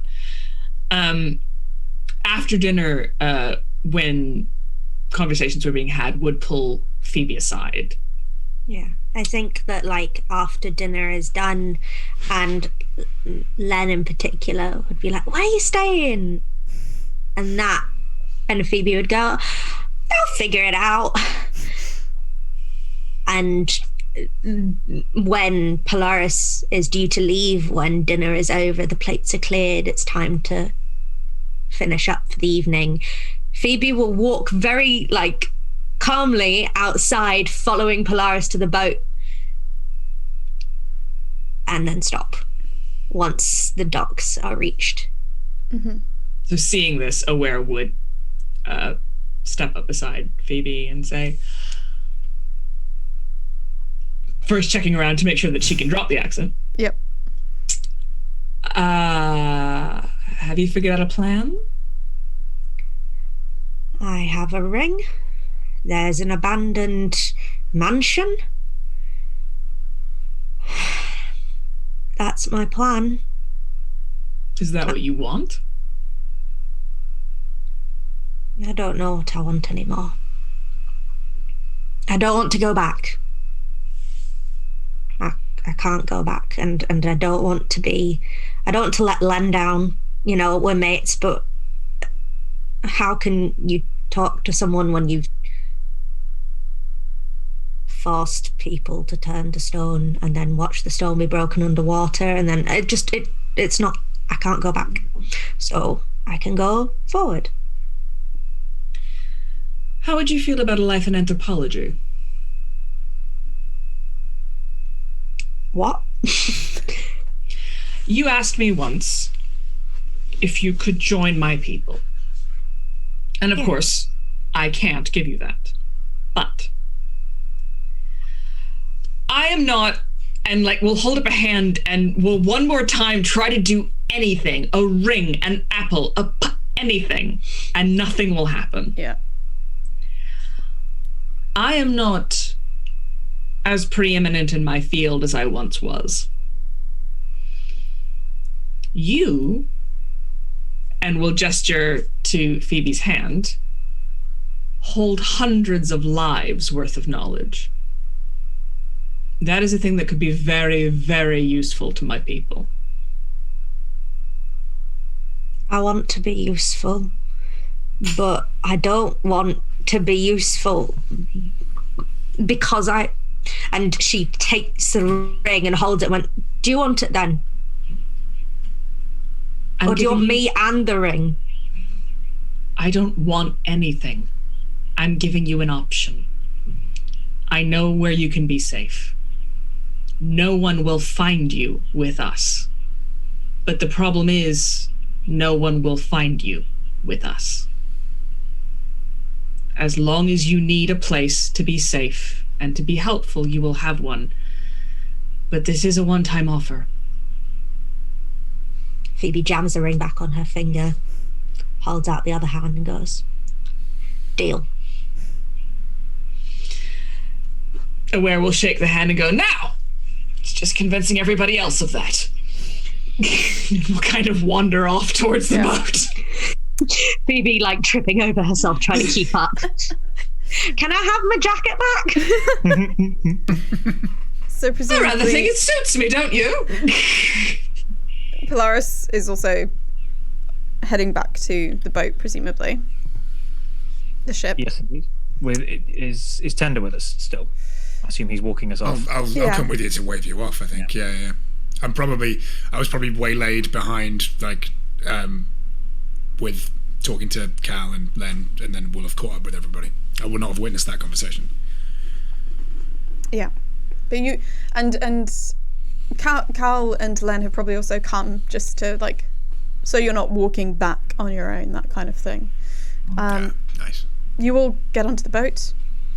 Cal and Len instinctively take the positions either side of you, because whilst Tender, you can't now do the channeling thing.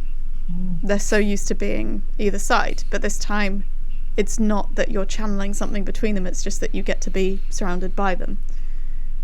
So you have each of them on either side. Those of you getting on the ship, board the ship, and Etholda welcomes you back on. And Tom? Oh, Tender, stay there. Sorry, sorry, I hate this part. Well done, everyone, but boring. Performance review. And then he just sort of looks at Tender, looks at Aware, looks at Phoebe. Outstanding.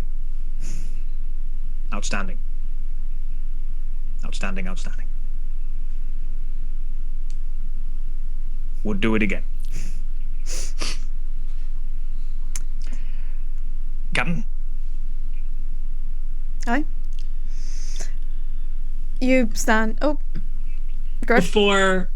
If we're leaving Tender on Earth, before we go onto the ship, Aware will turn, and the face will be exceedingly solemn.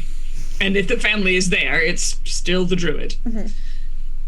And we'll reach into the bag and we'll say, I think for the bard that played the note Save the World, there should be some form of recognition. And we'll pull out a set of bagpipes and hand it to Tender.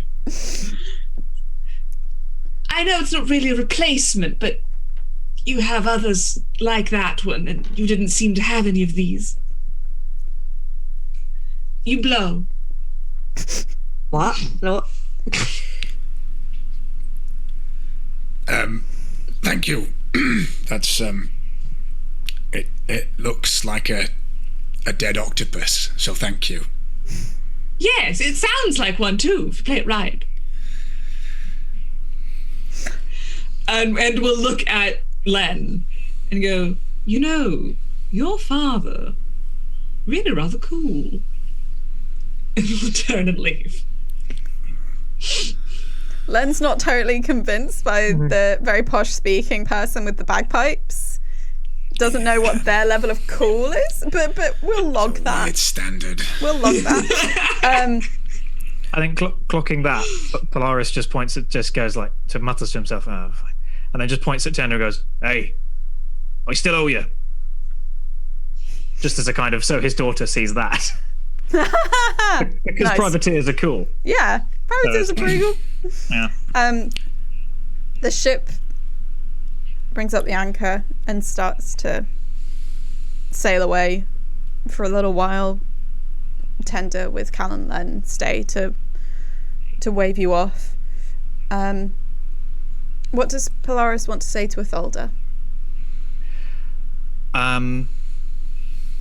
It's more of a, I don't want to like artificially break up the three of us on the boat, because it's more of a like when they have a moment later on thing, and really it's almost like mid credits rather than That's ending. fine. I think we're at the mid credits. If we're at the mid credits, then if that's okay, Yeah. it would be. It's just that also if it's mid credits, if we can like jump in, it's like the conversation is going on a little bit, and Yeah. effectively he's just saying, so I'm sorry I didn't tell you sooner. I truthfully wasn't sure you'd. Well, you seem to like it. You seem to like a lot of things, and so I understand if you don't want to anymore. But Do you really think that I'm the kind of person who judge someone on the way they speak? Or put all of the value of them into how they say their words? no, I don't. Have you mentioned to Atholda about the electricity going? Yes. So well, actually, yeah, I think for this bit to work, yes, it's he's told the whole story basically, and then There's something that I've always enjoyed doing with friends and old flames and that. Never been able to do it with you though. Follow me. And Atholda leads you down a few decks, kind of weaves in and out, specifically trying to avoid the more populated areas of the ship.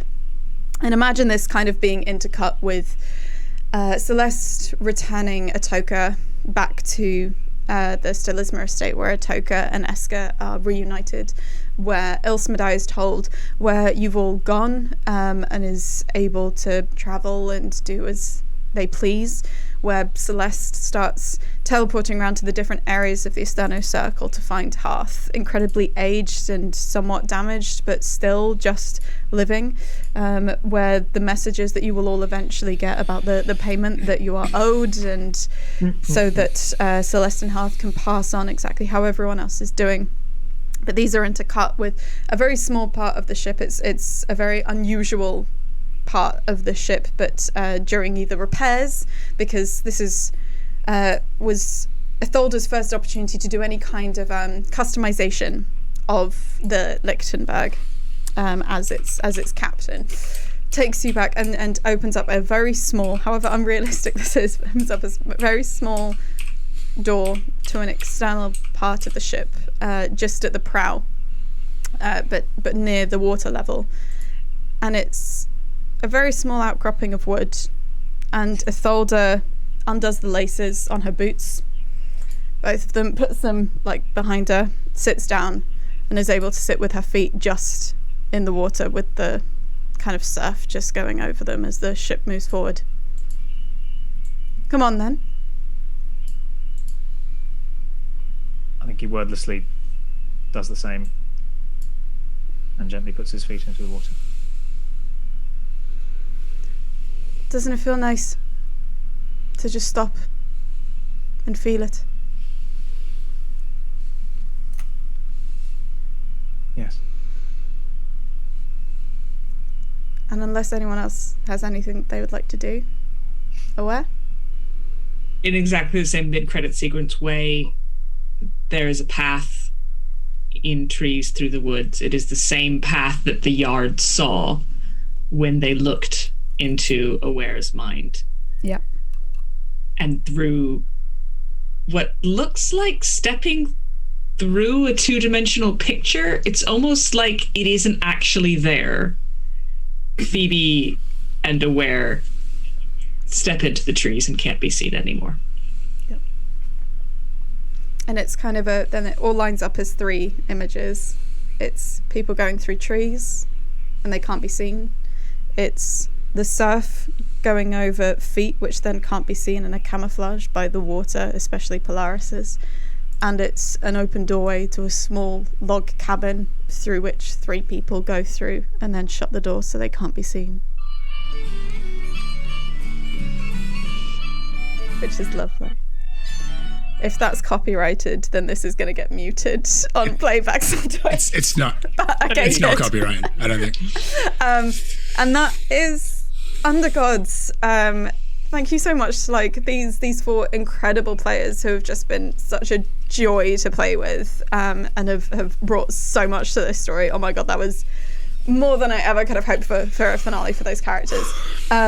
We will do some plugs because these are obviously very monumentally talented people, and doing other bits and pieces.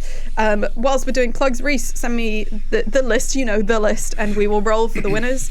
Yeah, but that's if you tuned in just for this episode, watch the 12 that went before it, because they're all on YouTube, and then you can kind of get everything that led up to all of this. But yes, starting with David. Oh gosh, start with me. I'm well choked. Sorry. Yeah, thanks everyone. Yes, please. Massive thank you to Chloe for all of this world, this which seems like, because we went through the pandemic, this feels like this has lasted forever, and what a lovely way to spend forever. It was wonderful. So yeah, thank you. And plugs. I'm part of a online theatre company called Control Alt Repeat. Please check them out. We have a new project coming this year because we're still in lockdown, so I guess none of us get to do any theatre any other way. So we're gonna do that. We got a new project we're coming up with on Thursday, and then we're gonna make it in a couple of weeks. So kind of keep an eye on that, and look forward to more things coming from there. And that's it, I think. Cool. Yeah, echoing thank you so much to everyone who has made this possible, because this has been such a lovely family to have during all of this. These are the manageable problems that are going on right now because I can roll dice to solve this, and thank you for giving me that, because that's felt amazing. And thank you so much for everybody that's tuned in to be with us. Please find me on Twitter at the Sarah Griffin. There are many more like me, but I am the only one that is me. On there, you will find links to 9 Foot Square, a web series that is still online that features some of the beautiful people here and your lovely moderator. And it's the kind of program that we're looking to be able to make more of in the future. So if you follow me there, then you'll have more access to future projects, including Dreambound, which you can find at Dreambound Pod, which will feature the voices of me and your lovely moderator. And I will soon be appearing in other D&D type streams, so you will be able to find more about that as I release information.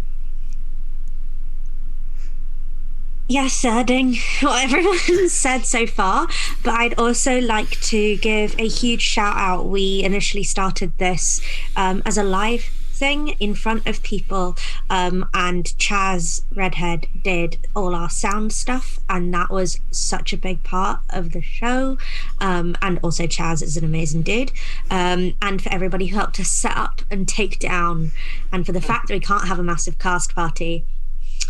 Whatever the fuck, that's how it goes. Plugs. please follow me on Twitter at @HalaOutLoud, like the Jewish bread and then out loud. I am Jewish, that's why. I make games. I have 2 games released on my itch, which you can find on my Twitter. And I will be in several podcasts, one of which is coming out this week, called Folkslaw, which is a queer horror podcast, and I get to play a lift, so do tune in. Yes, thank you so much to everybody. Thank you. I'd say I'm not just trying to find a unique one that no one else thanked people for, but I mean the big obviously everybody who attended at the Rosemary Branch, everybody who's been watching on Twitch, or both if you watch the ones that were streamed from there or like put up on YouTube afterwards and stuff. There is no point doing live D&D for an audience if there isn't an audience, and it's been, you know, even in this very strange time where we can't be in the same room as you and like listen to you guffawing or just audibly getting bored at our ridiculous indulgent puns. We're incredibly grateful, and this has been enormous fun. And thank you as well, obviously, to Chloe for asking me to come and do it a long time ago, it seems. I know I speak for all of us when I say I'm incredibly excited to see what Chloe does next on this streaming channel, and indeed in the many other exciting channels in the capital C and the big and a small C that she has going on. As for me, I'm still, those of you who've seen me do this plug before will know that I'm part of Jury Games. You can find us at jurygames.com. We are rather like what David was saying, live theatre is still some way away.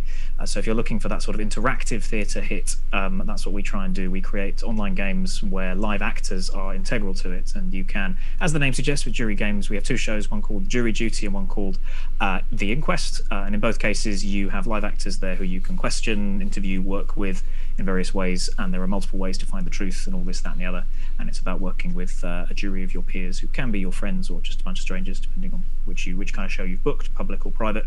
And you can find us at jurygames.com if you'd like more information, and I am in some of the shows if you would like to spend some more time with this face, I believe somebody said after one of the shows once, and I thought that was a cool plug, and I will one day have the confidence to nick it, but here we are at the end of the run and I'm going to be doing it in the final seconds, so spend more time with this face if you like by having with caveats as well. That's yeah.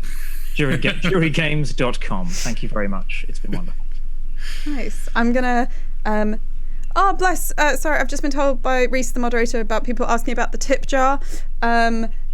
I did set like a thing up that's like a button underneath that I think goes through stream elements. So if you go down on the twitch.tv/rollflipstream page, there should be a bit that says donate. Otherwise, see mashiter@hotmail.co.uk is my PayPal. Screw it. But that money will go back towards these lovely people who are around me. In case of I'm going to do prizes and then my final plugs. So Chamonix Bee, Notebook, and Rainbow Dice. So congrats to you. And Beth Atco, you will be receiving the dice tray with the mystery dice. I will be in touch. Look out on like Twitch Whispers, etc. to get addresses so that those can be posted out to you. And yes, basically like I think everyone's mentioned like Rosemary Branch and Chaz and the lovely people who have supported this, Thornless Rose, who supported this right from the beginning, all the people who came to the show, people who have ever like kind of shared stuff about the show or watched it on YouTube or watched it on Twitch. Really like just incredible, lovely people. These 4 people who have just come up with like the most beautiful characters and done some absolutely stunning roleplay that has been just an absolute dream. In terms of plugs, I can't really say more than keep 7 p.m. on the 21st of January free to watch something online. I don't know if I can tell you where, but basically I am making a game. I've made a few on my itch, which is rollflipdraw.itch.io. But I'm now making more of a campaign system where the players create a community in a wilderness and then play different characters from that community going on adventures as they try to help defend, aid that community. And it's going to be mega wholesome, but some really beautiful stuff is coming together for that. And I will be doing lots with it later in the year, but also starting off the year with a public playtest session, so you can see kind of how that goes and the storytelling involved in that evening. Other than that, just if you do !mailing list, then it should come up in the chat where the mailing list is for Roll Flip Draw, where you get early access to games, you get information about other cool games that are happening that are inspiring me right now, and things like that.